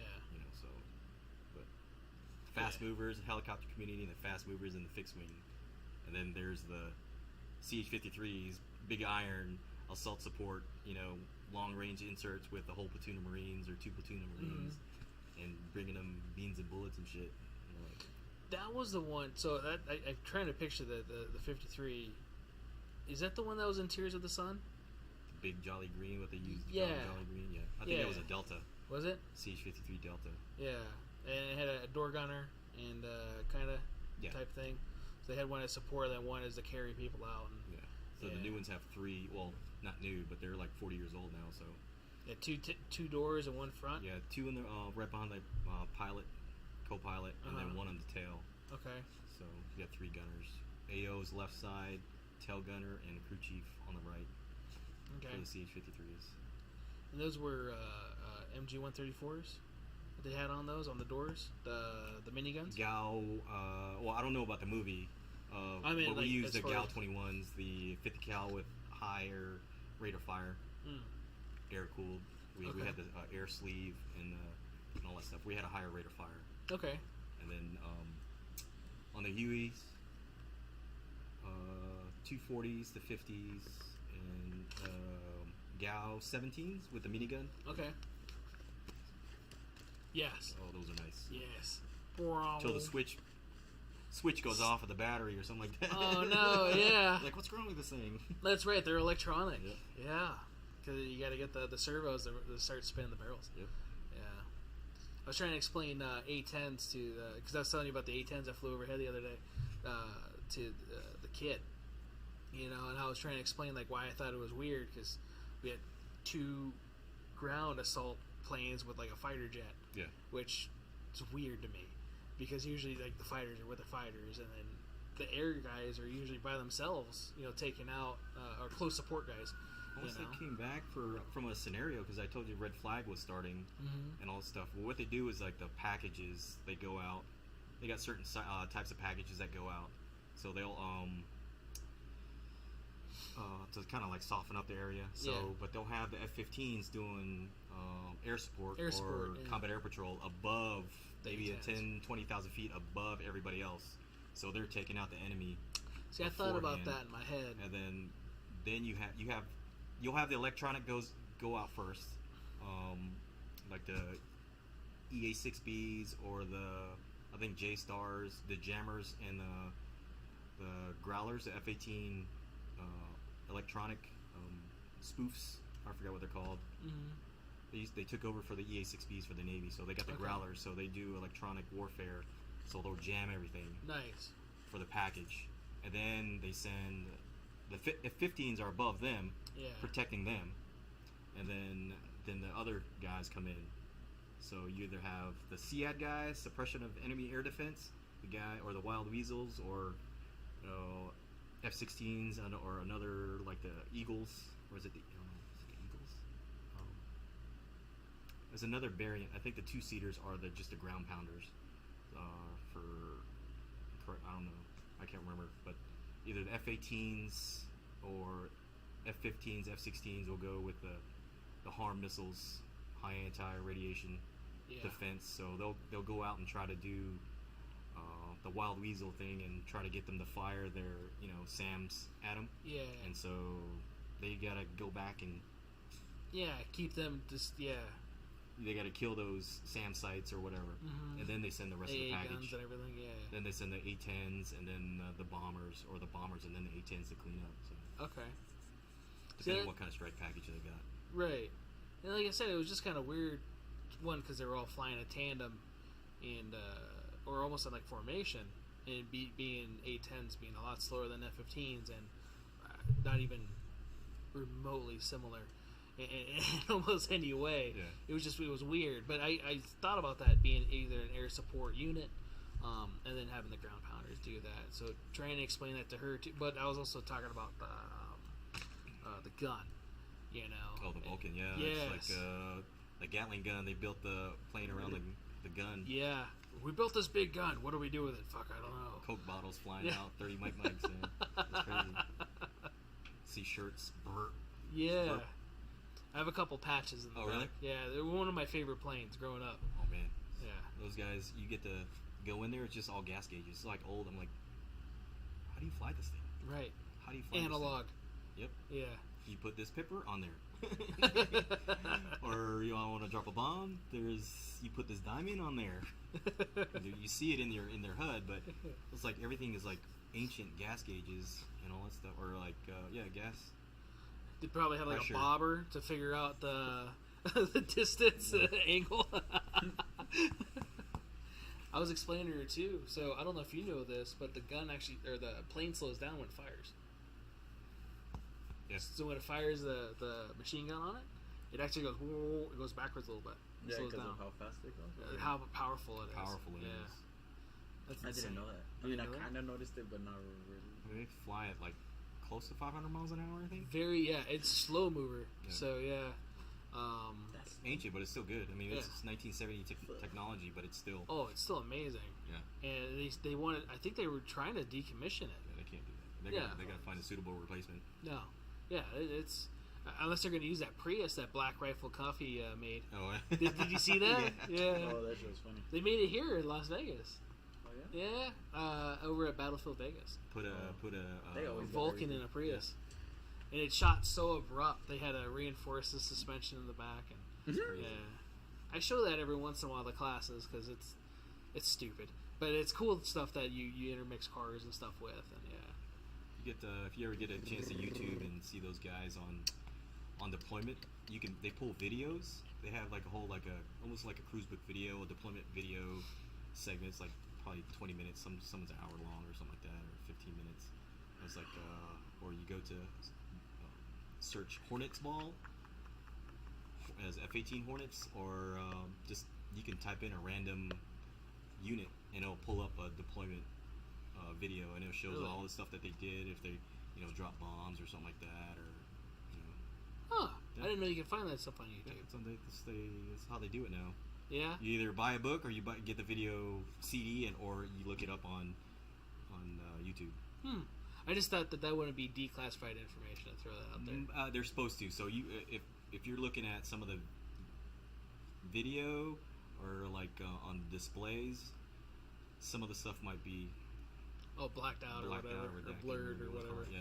It's like lat longs and all that stuff. And yeah. Occasionally you'll see like laser codes or something like that. I'm like, oh, I know what that is. Oh, you're at 20,000 feet and going this fast, and you pulled this much G's, and this is what you're going now. Yeah. Just either Hornets ball or just like a cruise type in cruise book video, F-18 cruise book video, or something like that. Yeah. Or even for probably for the Air Force units, they might do it too. I know the Navy and Marine Corps does it. So, all the flight deck landing and all that stuff taking off and all that crap. I know those helo videos, which are pretty cool. I don't know if you've seen any of those, where they'll use the IR stuff and at night op stuff. You see the laser? Yeah. And all you see is the laser. You see people, and then you don't see people. I think so. It's pretty cool. I can't remember how they do it. You have to do the lag if you're shooting a gun. Yeah. They high and to the right on one side, then I think low and is it low and to the left? I can't remember. So you make your rounds. You're walking them in. Yeah. So you follow the tracers, or if you have the your laser. I mean, all it is Kentucky windage. So yeah, because you're moving forward flight, so you got. Oh, you can see them just walking it. Yeah. Because they'll take a couple shots, like, okay, there's guys who just money. Oh yeah. You go out there, you're like, holy crap. You're like, oh yeah, I've been doing it for a couple years. Or yeah, as long as you know, especially with distance and everything else. But the ordnance they have on there is a little different than what we use here on the ground. Yeah. So yeah, their windage is a little different. But then again, they got propellant. Yeah, the downforce. Yeah. So they have a little bit different adversities. It's all training and all that stuff. So it's like another day going to the gun shoot. If you drive up on the 95, going towards Creech, at night you'll probably see some guys if there's a helo unit on Creech or on Nellis, because my guys used to come up here all the time. Yeah. And you'll see Blackhawks leaving, coming, going all the time. Yeah, but at night though, when they do, because there's a gun range. Yeah. Right by the test area. Yeah. Right before you get to Creech, on the right hand side, you'll see like the tracers, so you hear the helicopters and you see the tracers. Because there's actually right outside the gate as well, coming south on the left side now, coming back to North Vegas. So on the left hand side, there's like an ECM range, or we used to fly through. It has a Smoky Sam, so it has like the fake rockets that fly up. Yeah. And if you look down, you see these rings on the ground, and then it's like and then they have these like SAM sites, fake SAM sites, but they're little boxes with little rockets on there and all that stuff. It just shoots up. Like, oh, we're toast or not? Yeah, you're either calling a visual, chaff flare and all that stuff, calling visual left, visual right, or something like that. And that's pretty cool. And then practice evasive maneuvers. Yeah, so you're coming in because you're turfing. You're going over the mountains that way. Or you're flying in between. Okay. You're flying in between, so your signature is low. You're flying in between, but then when it opens up, and then you see it opens up, and then you see these rings. That's where the Smoky Sams are. So they'll start popping off, and then you got to take evasive action. So they got to deter it, and then they pop off their chaff and flares and all that stuff. So that's awesome. So you're like pulling G's. I'm like, this helicopter can pull that many G's? Really? Yeah. Like 4 G's, you're just like pulling. Well, what was that one movie? Mr. T was in the original show. A-Team. They found that helicopter pilot that does barrel rolls and shit and backflips. Mm-hmm. Oh my god. The crazy guy. Yeah. Watching that movie, I don't know if that's really possible. I want to be in that helicopter. It's probably not really. Yeah. I can't even do that on Ace Combat. That game's the shit. Ace Combat is the shit. I almost downloaded another avionics game, I think on PC. You won't? I might, I don't know. But I haven't really been playing a lot of games lately either, so. I've been waiting. Yeah, I know. I'm sorry. I know. Well, shit, the other day, I was a little precautious, because of the house thing, and oh yeah, so I don't know if I told you or not. I got home after work and almost felt like someone was casing out the place. What? Yeah. So front door was unlocked, and dogs were out. So I'm assuming that they met the dogs, if it was anybody, and closed the door. But it was just weird. I had a weird vibe the whole day after that. Alarm and no cameras? You got cameras? Well, that's the thing, is they blacked out. Fuck Yeah. ADT. Fuck ADT. Dude, yeah, ADT sucks. So if anybody has ADT, I'm sorry. If anybody's looking for a good security system, look somewhere else. Sentry or something like that. I don't know. Something, what the yeah, I don't know. Yeah, I don't know. Yeah, they were probably really good way back when, but the camera didn't even pick me up coming home. So I would call them yeah, because I have ADT too. So I mean, and I have like other cameras on top of that. So yeah, and if anybody, we can't even. You hop the wall, I'll see you. The lights Right. will come on, and then I'll see you, right, and all that shit. So right. So that was the thing too. I was talking to him, and dogs just randomly went off in the middle of the night, and they came back. I don't know. But that was the thing. There was some signs that somebody might have been outside just because of neighbors, their lights and stuff like that too, and everything, and stuff that gets triggered when I'm outside. Yeah. So like, Because my wife thinks I'm paranoid. We're like, oh, you got all these cameras. What do you need all these cameras for? it's the catch in the event that something happens. Better be prepared. Right. Sometimes it's a deterrent, Yep. and then or it's for the after part too. So if something does happen, at least you could give Metro or whoever law enforcement. This is who they were. I mean, you Right. guys on Nextdoor app and all that stuff too. So, in our area, and stuff comes up. Hey, these people came to my house, or Yep. looking suspicious, or broke into my house, stole this and that. I'm like, come on. And they got Right. the pictures of them and all that stuff. So Right. And you watch out for that. Yeah. Especially like the Nextdoor app, it gets sketchy too. Because wait, this was right there. Yeah. Yeah. Because we have does your ADT have the private security that comes down? They're supposed to. Oh, because mine are. If anything goes on, they'll come out before the cops come out. So they'll come out if I say so. So they actually did that here when we got broken in last year. The substation's just up the road from us. Right. Yeah, and it's 2 miles from my house too. The substation is. Right. Yeah.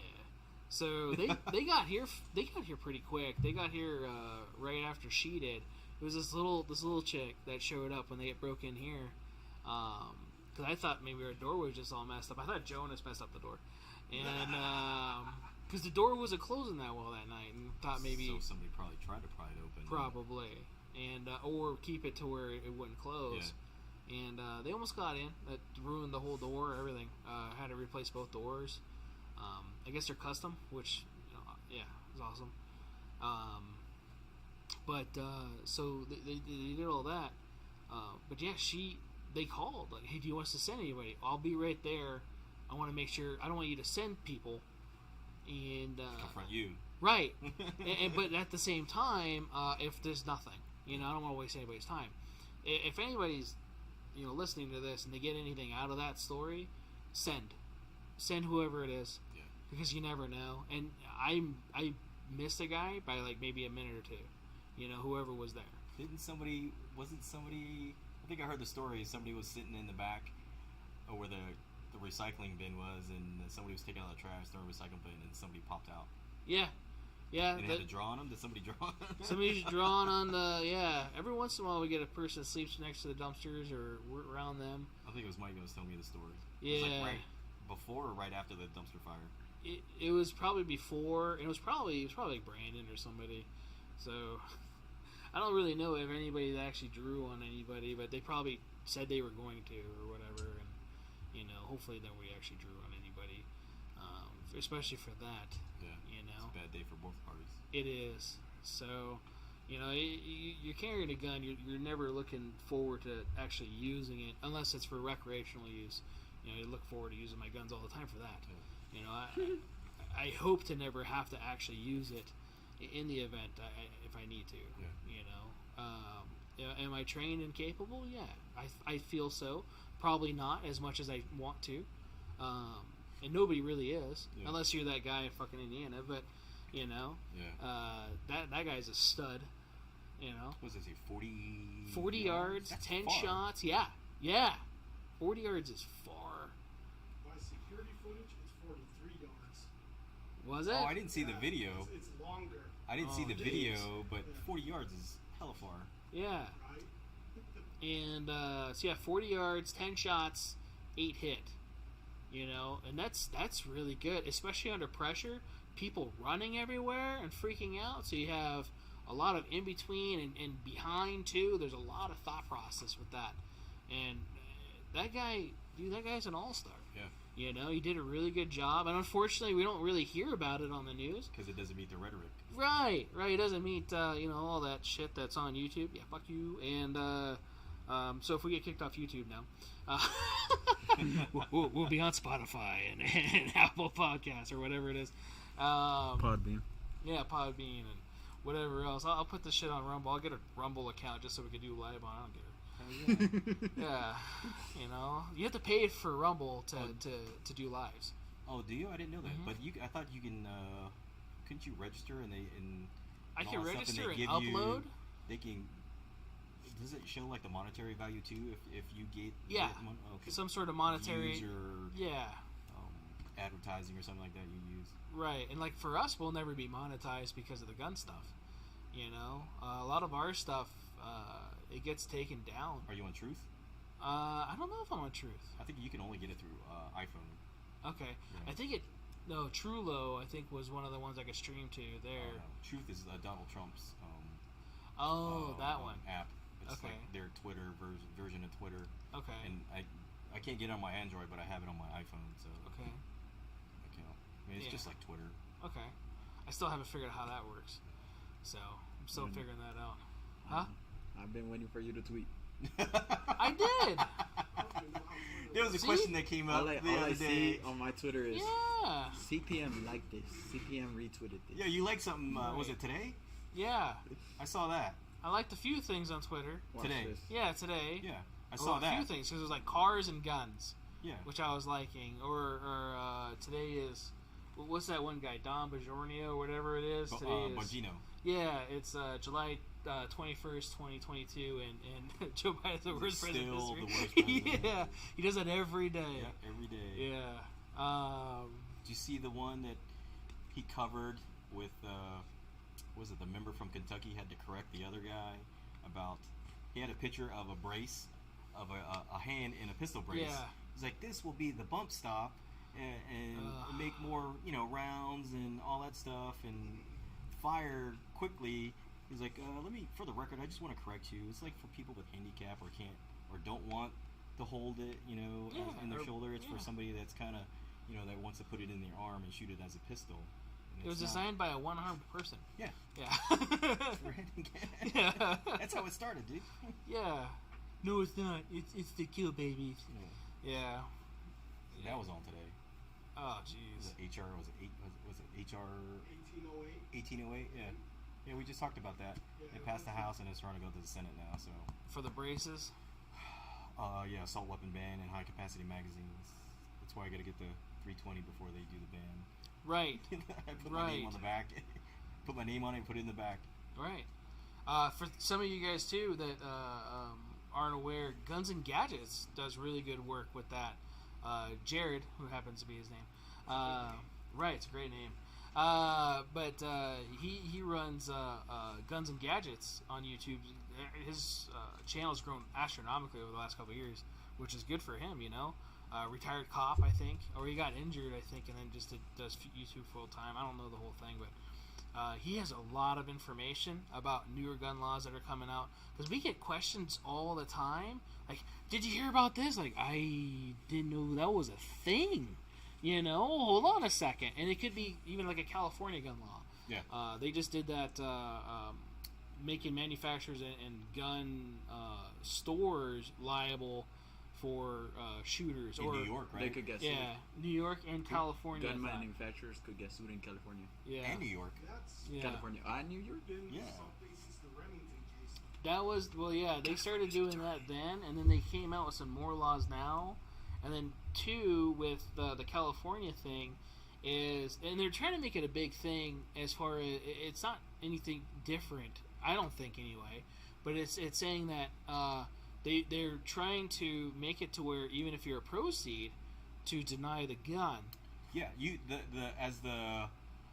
as a shop owner or Yeah. associate selling you the weapon, Yeah. it's their discretion whether or not they can do it too, And that's- or they can decline the sale to you because Right. they think you're kind of. And that's normal. That's not a new thing. Yeah. So for me, I was kind of confused when I saw that. I'm like, I can do that now, here. Been able to do that for years. If somebody comes in inebriated or looks like they have violent intentions or angry. Somebody came in smelling like weed today. Right. I'm like, oh wow. Right. It was like in and out though. I was like, oh. Yeah. I think I know who you're talking about. I was like, holy crap. Yeah. Glasses, black glasses. I don't remember. I just know I smelled the weed. I was like, oh. I smelled something. Right. Smelled funky. Funk. I smelled funk. Oh man, sometimes it gets really bad.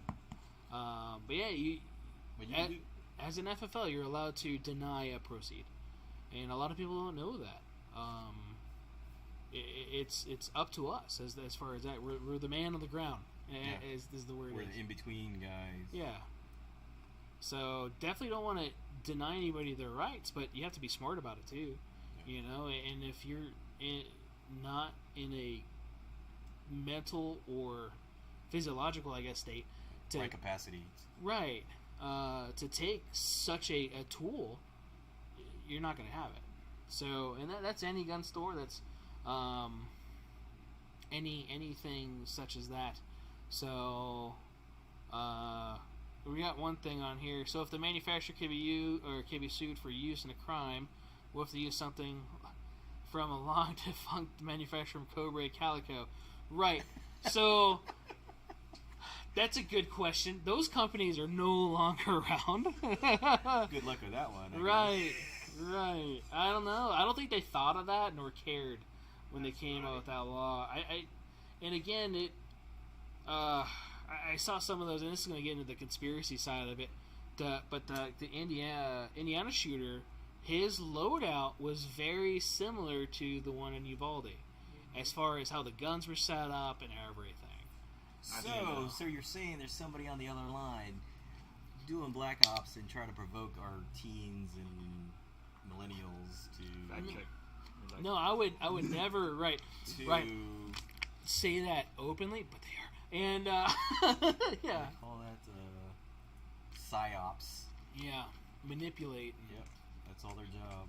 Right, and yeah, unfortunately, I would like to think that doesn't happen, but it's kind of hard with some of the stuff that's been happening lately, and at the opportune times. So. And opportune times. So that's the in question too. That right. Oh, this happened. Okay, now we're just about to sign this bill or push this bill to meet their right objective to push. Yep. And it's always around a certain bill, or around a certain something, elections and different stuff. And again, you know what? You can fact check me all you want, but monkeypox, COVID coming up, so November time frame. I'm sure everybody's been wearing a rebreather air mask or like a bump helmet for chastity belt or something. Chastity belt. I'll be walking around my scuba gear. Yeah. Right? Scuba Steve. I'm Scuba Steve. So Jinx. Yeah. It's nice that we're on the same page with that, though. I almost watched Big Daddy the other day. I did. You did you? It is a comes great on, movie. like, what? It's July. It probably came on like 4 or 5 times already this year. So TNT or I think it comes on like TNT or USA or something like that. Yeah, but it's the edited version. Yeah, some of the good stuff aren't out. Yeah. Yeah, how's Hooters going? Pants. Yeah, I peed my pants. Is that line about old balls? To do with the crazy eyes, right? Yeah. Yeah, Crazy Eyes was awesome. No, wait, Crazy Eyes was a different one. Was it? That was Mr. Madison? Deeds. Oh, I'm getting all mixed up. Yeah, all the Adam Sandler movies. I watch, Yeah, Adam Sandler. It was Crazy Eyes because he inherited money, and then he gave him a Corvette or whatever it was, or something, and then he crashed it right afterwards. Yeah. So. I don't think I've seen Big Daddy's. Dude, it's always on. Right, Big Daddy? It was. It was just on like a couple days ago. Maybe this weekend. It's probably been since Caddyshack 2 was on like a couple days or a week before that. Oh shoot! I literally saw that in theaters. All I really have is streaming stuff anymore, so I don't. Oh really? Yeah. Like I got home the other day. My wife was watching. What was it?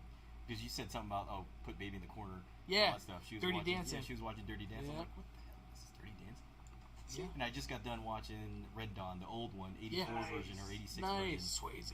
Yeah, and both of them played Right. in that. Yeah. She was the girl that got Yeah, shot yeah. at the end. She was the one girl, yeah. She got shot at the end where she was eating the orange or some shit like that. Mm-hmm.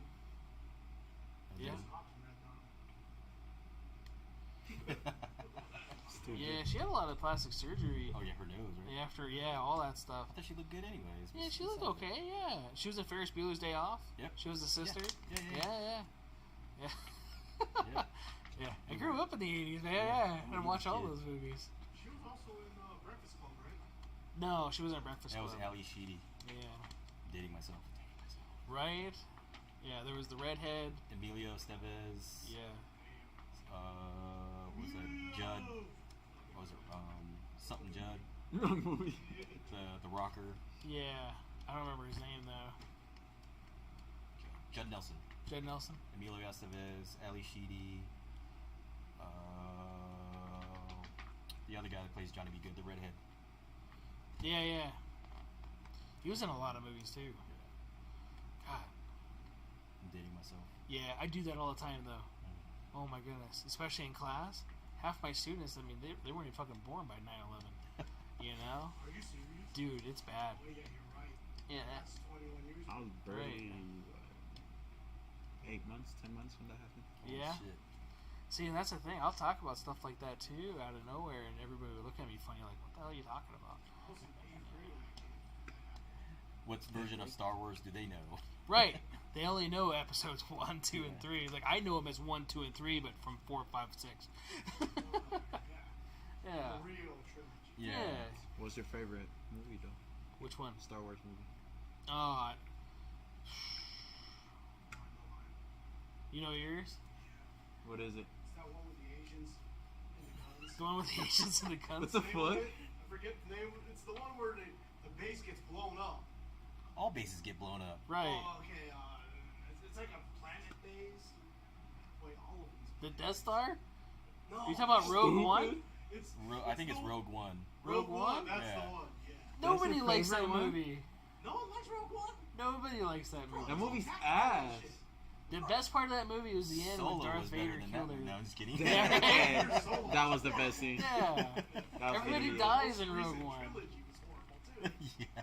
That's Come what I on, hear. about Attack It's of the all Clones. woke and shit. It's like I couldn't get into the new Matrix and I couldn't get into the new Batman for some They reason. actually come out. I haven't watched The those. thing is like 3 hours long. The Batman, yeah. Oh, that movie Was the Matrix okay? legit. I couldn't get into the Matrix one. The red pill or blue pill. I couldn't get into it. When did it come out?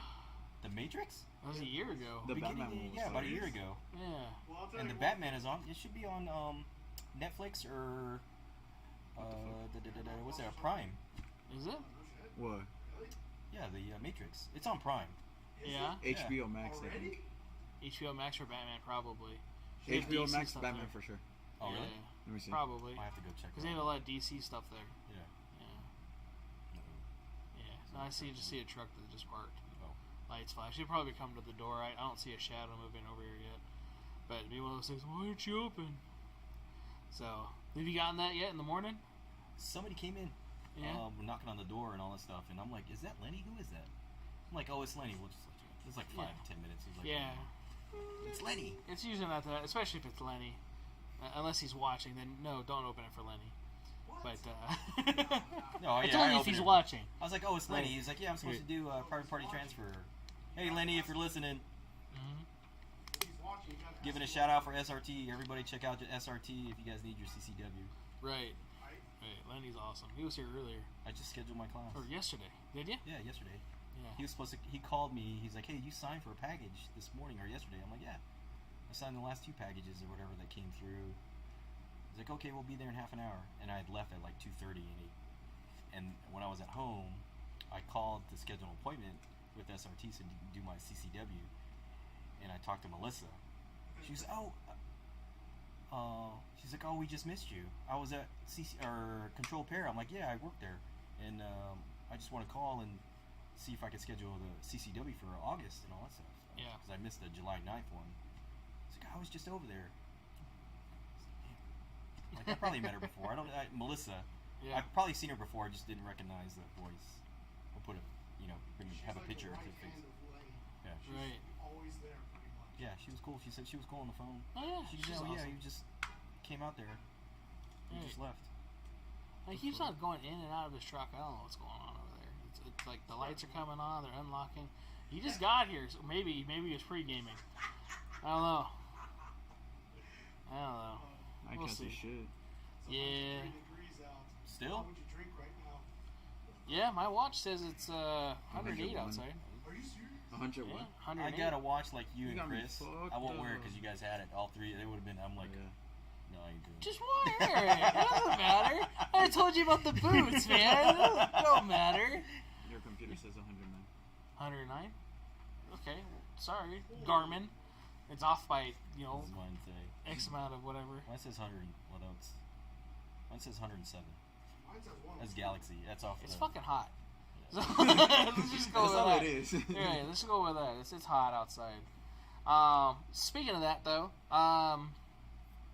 just want to thank again everybody that's tuned into this, or at least part of it. A lot of people can't really keep on for the 2 hours or so that we're here. I try to keep them to an hour or so, and it never really works out that way, because then we do sometimes find stuff to talk about, which then it's good. I'd rather talk about stuff, get more information out there, especially if we started to talk about gun laws and different things, and there's some stuff I want to do a little bit more, and I keep on saying that all the time on like the coffee and questions thing. Is bring up some laws. I was trying to Google stuff recently, and there's not a lot of great information about a lot of the laws that are coming out. Because I would put like new gun laws, and it'd be shit from like 2018, like your top few things, and like this isn't new. Yeah. What about right now? Because there's stuff going through the House right now. There's stuff that's getting pushed through. Some things are good, some things are bad. They were talking about the constitutional carry thing with the Indiana guy. You good? Yeah. So the Constitution carry was one of the reasons why he was carrying, I guess, in Indiana. So did that work out everywhere? No. No. I think only for that state. Oh, for that state. It was fresh that week, actually. Oh wow! Because I saw that they mentioned that a lot.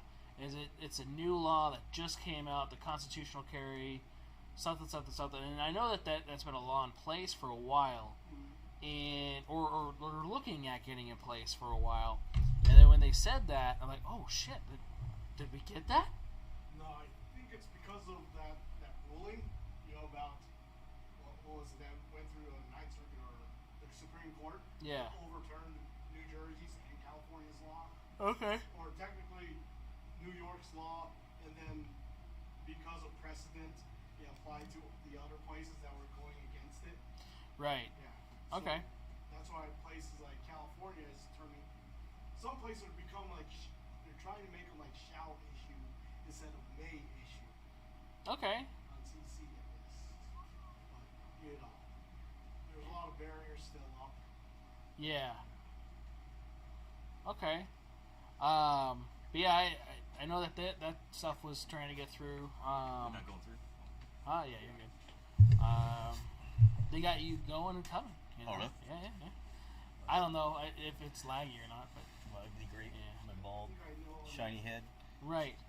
But yeah, our guns and coffee thing, I still want to do that. I still want to do something with that, and it might be something where I incorporate some of you guys every once in a while. We just do something remote, because I can do live shows, just audio podcast wise, through our Podbean system where I do all the podcast stuff.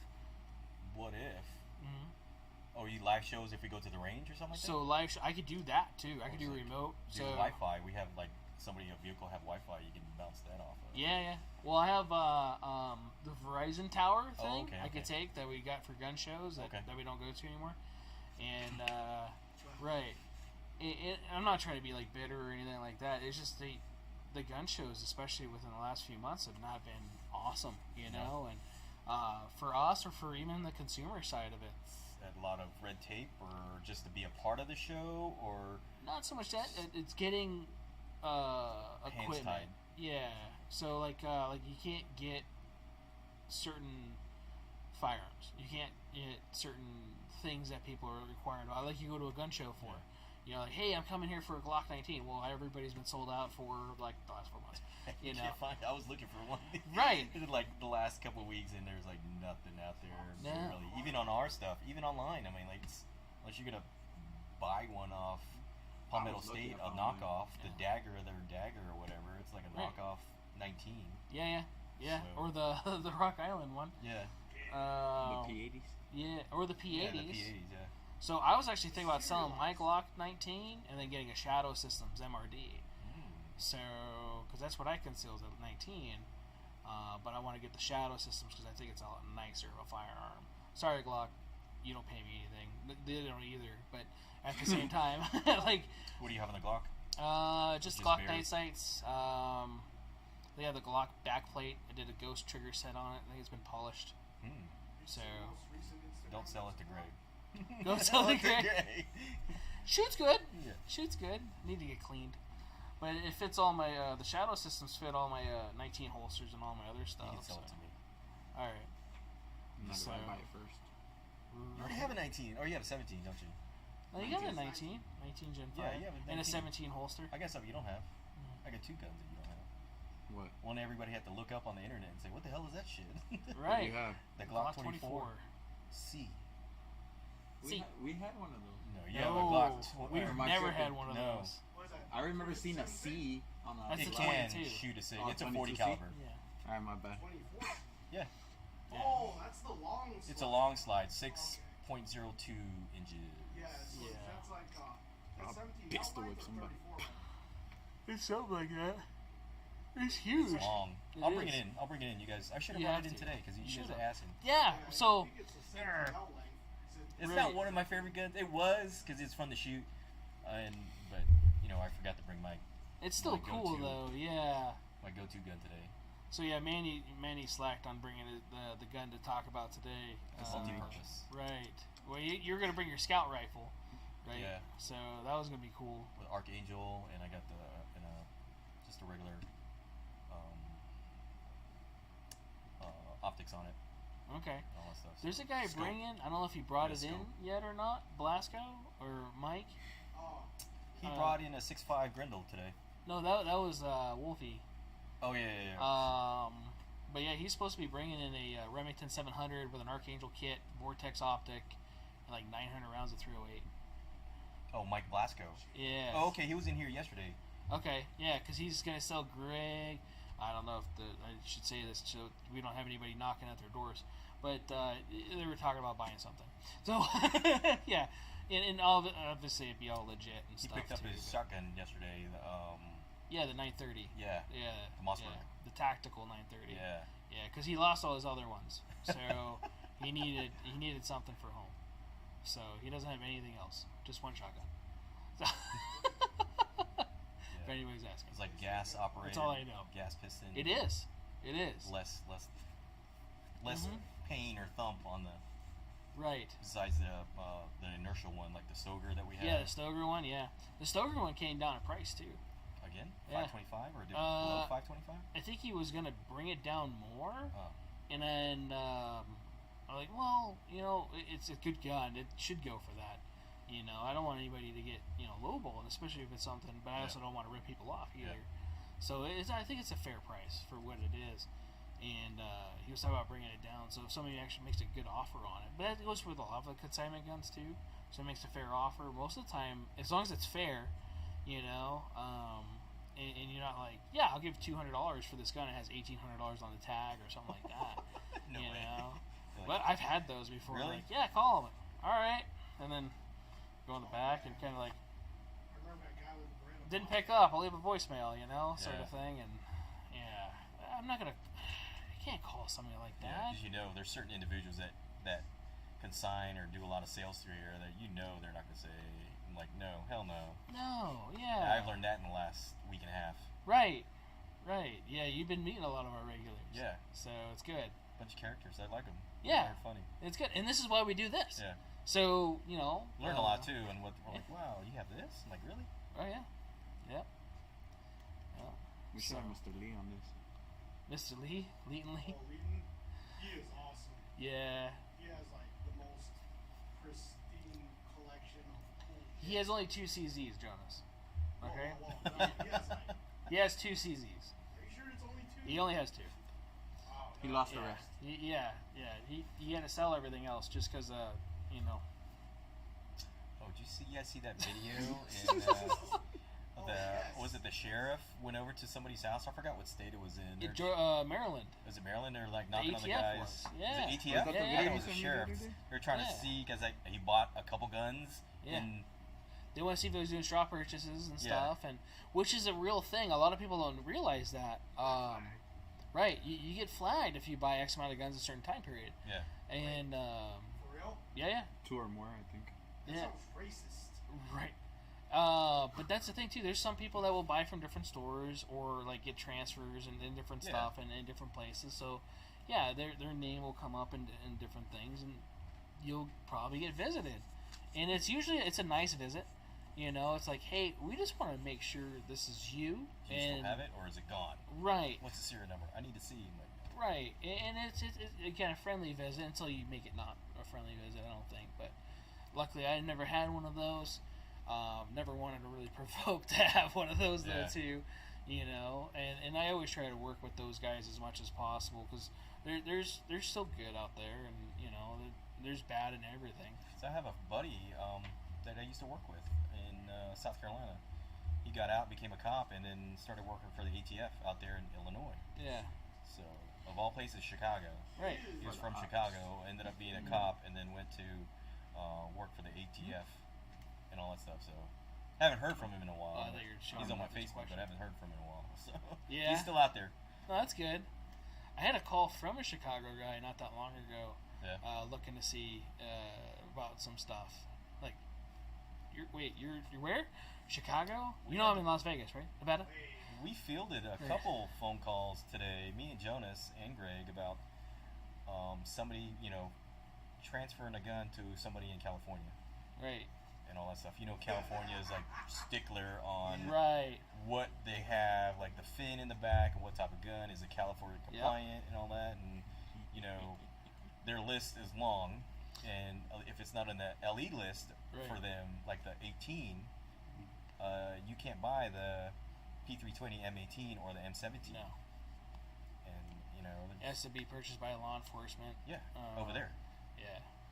And intrafamilial is one variation, but it has to come from parent down. Yeah, not from. Yeah. So yeah, Yeah. their laws are definitely a little weird. I sent you guys the video with DOJ going to check a low receiver on Instagram. Did you guys watch it? It was like it's long. I Like think so. 7-8 minutes long. That's probably why I started watching. Like, fuck this, and then they're like, well, okay, I'll watch it. And the DOJ over there went to a guy's house, and this was like 2 years ago. So it said that the day was 2020. So Shit, they can't even get their Right. shit straight now, so Right. they can go to your house. well, and they were trying to be nice. They're like, we just gotta check to see if this gun is legal. So it was a registered gun. He did everything right. He just moved there from Texas, I guess, and he did all the registration right. And he had a visit from DOJ Is it in Cali? in Cali, and a whole bunch of cops. Yeah, because they want you to register your weapons. Right. They want you don't have. I think it's you didn't have to. Oh, is it over here? You don't have to. But they Over want here you don't have to. Over Yeah. there, like right before I left, it was like a thing. Like after, like for military, like you had 90 days or 30 days after your weapon comes into the state, and then if it's on their list, then you're gonna have to get rid of it or turn it in or some shit like that. Yeah. So. Like, Yeah. That's crazy. Bury that yeah, shit. California's crazy, man. That deals with Yeah, drug I mean- stuff, right? Ammo, they're charging you $1.99 or something like $1 for even if you're on the registry, they'll charge you $1. And if you're not, then they're gonna charge you to look, like maybe $2 or some shit or $20 just to look to see if your name's on there. Well, for the ammo. Yeah, if you purchase a 30. gun in there and you're in the system, then you're good. You only pay the $1. If not, then it's like 30. I think it's a gun. I think it's 20 or 25, 1999, some shit like that. And I know because last year that's where I come from. Or you only California's been here for a year? ass. Huh? You only been in Vegas for a year? Yeah, about a year. So you got here at the same time as me. Yeah. Well, I got here last April. Because I thought it was So a little over a year. We signed for the house in June, like 17th, but we didn't actually move up here until the end of July. I think. They ask you to, like when you buy ammo in California, they're like, have you bought a gun within the last 3 years, 2 years? Yeah. Yes? Okay, $1. You're in the system, Nope. yeah. $30. Yeah. That's dumb. Yeah, that's dumb. Their general fund has money from other stuff that they don't use it for. Right. Because they didn't want to give up the $4 billion that Trump gave them to run the line, the speed line to From Vegas to LA? Ontario or like Victorville or the rail line or some shit like that, high speed rail. They didn't want to give back the money, so. Elon Musk, save us. What? We talked to another guy when I was working this past weekend. This guy from West Hollywood. He was telling us a story. He's like, "Yeah, I've been trying to get my wife to move out of Cali for like the longest time, for the last 3 years." He's like, "The straw that broke a camel's back was somebody getting shot in front of my house 11 times." He lived in West Hollywood. Damn. Yeah. And he's been up here. It was his first time through here this past weekend, and he came up here in April. He's like, we came up here for a weekend and looked at 12 or 13 houses. He's like, I told my wife to pick one, and this and that and the other. He's like, I like that one, which is like literally across the desert. Was it Desert Shores? It's like a huge home. He was like showing us pictures. It's a huge home. He's like, then we moved up. He's like, only been up here for like since like a couple weeks. I think. A couple weeks. You said he was shot 11 times. The dude in California was shot. Yeah, Not in the front of his guy that house. moved That's here. one round over the legal limits. Yeah. Unless he changed magazines. 10 plus 1. He said Like that? he said his neighbor's car was totaled because it had all the like a bunch of bullet holes through it too. Oh my He said God. that was the straw that broke the camel's back for him and wife to move up here. And then his father-in-law's house got broken into, or his father's house got broken into, and then he ended up showing them. That was a good catch, Jonas. You like that? That was a good catch. I wasn't thinking, man. 10 plus 1. 10 plus 1, yeah. Well, at least just for that guy, not killing the car or anything else, so. Right? Extendos, they're not legal there, but it's odd how they still get used. Anyway. That's just how he is. Right. Oh yeah. All bad guys. Yeah. And he used to be a sheriff too. I don't get it. He used to be. I think he was a sworn peace officer. Your buddy? As a chief of police or a sheriff or something like that. Your buddy? No, the Gaston, Yeah, the Gaston. DA. Oh, They're okay. DA of LA. Yeah, I don't know. He's all I don't understand why they allow half that shit that's going on over there. Because we get customers in here all the time that talks about how people are camping in their backyards and shit. And Up in San Francisco area, Bay Area. Ventura. Yeah, Oh, outside down in LA. LA and stuff. Yeah. And they can't do anything about it. They're just allowed to come and go as they please. And yeah, there was a couple of people that were claiming their houses as their own. Homeless people. Yeah, and they couldn't even kick them out or anything. aerial picture in San Jose of that entire area on the riverbank. No. It's all full-on campground. I mean, it looks like more set up than a KOA. Oh my God. Wait, did I just KOA campsite. Yeah. They got the theater and then Are those still around? yeah, they're still around. Yeah, they have KOAs. Yeah. We used to have one here about by the Circus. Circus still has it. Everybody Oh, pulls their they camper, do? their Yeah. campers and all that stuff, and yeah, you go farther east. You go east. I mean, it's people go camping with their RVs and all that stuff, so that's where they stop. Yeah, when I was looking for a couple places to go, KOA show up on maps. Hell yeah. Yeah, for campsites and different stuff. So there's still a thing over here. What was that movie? The second American Pie, where he does the thing with the kids camp. It looks like a KOA.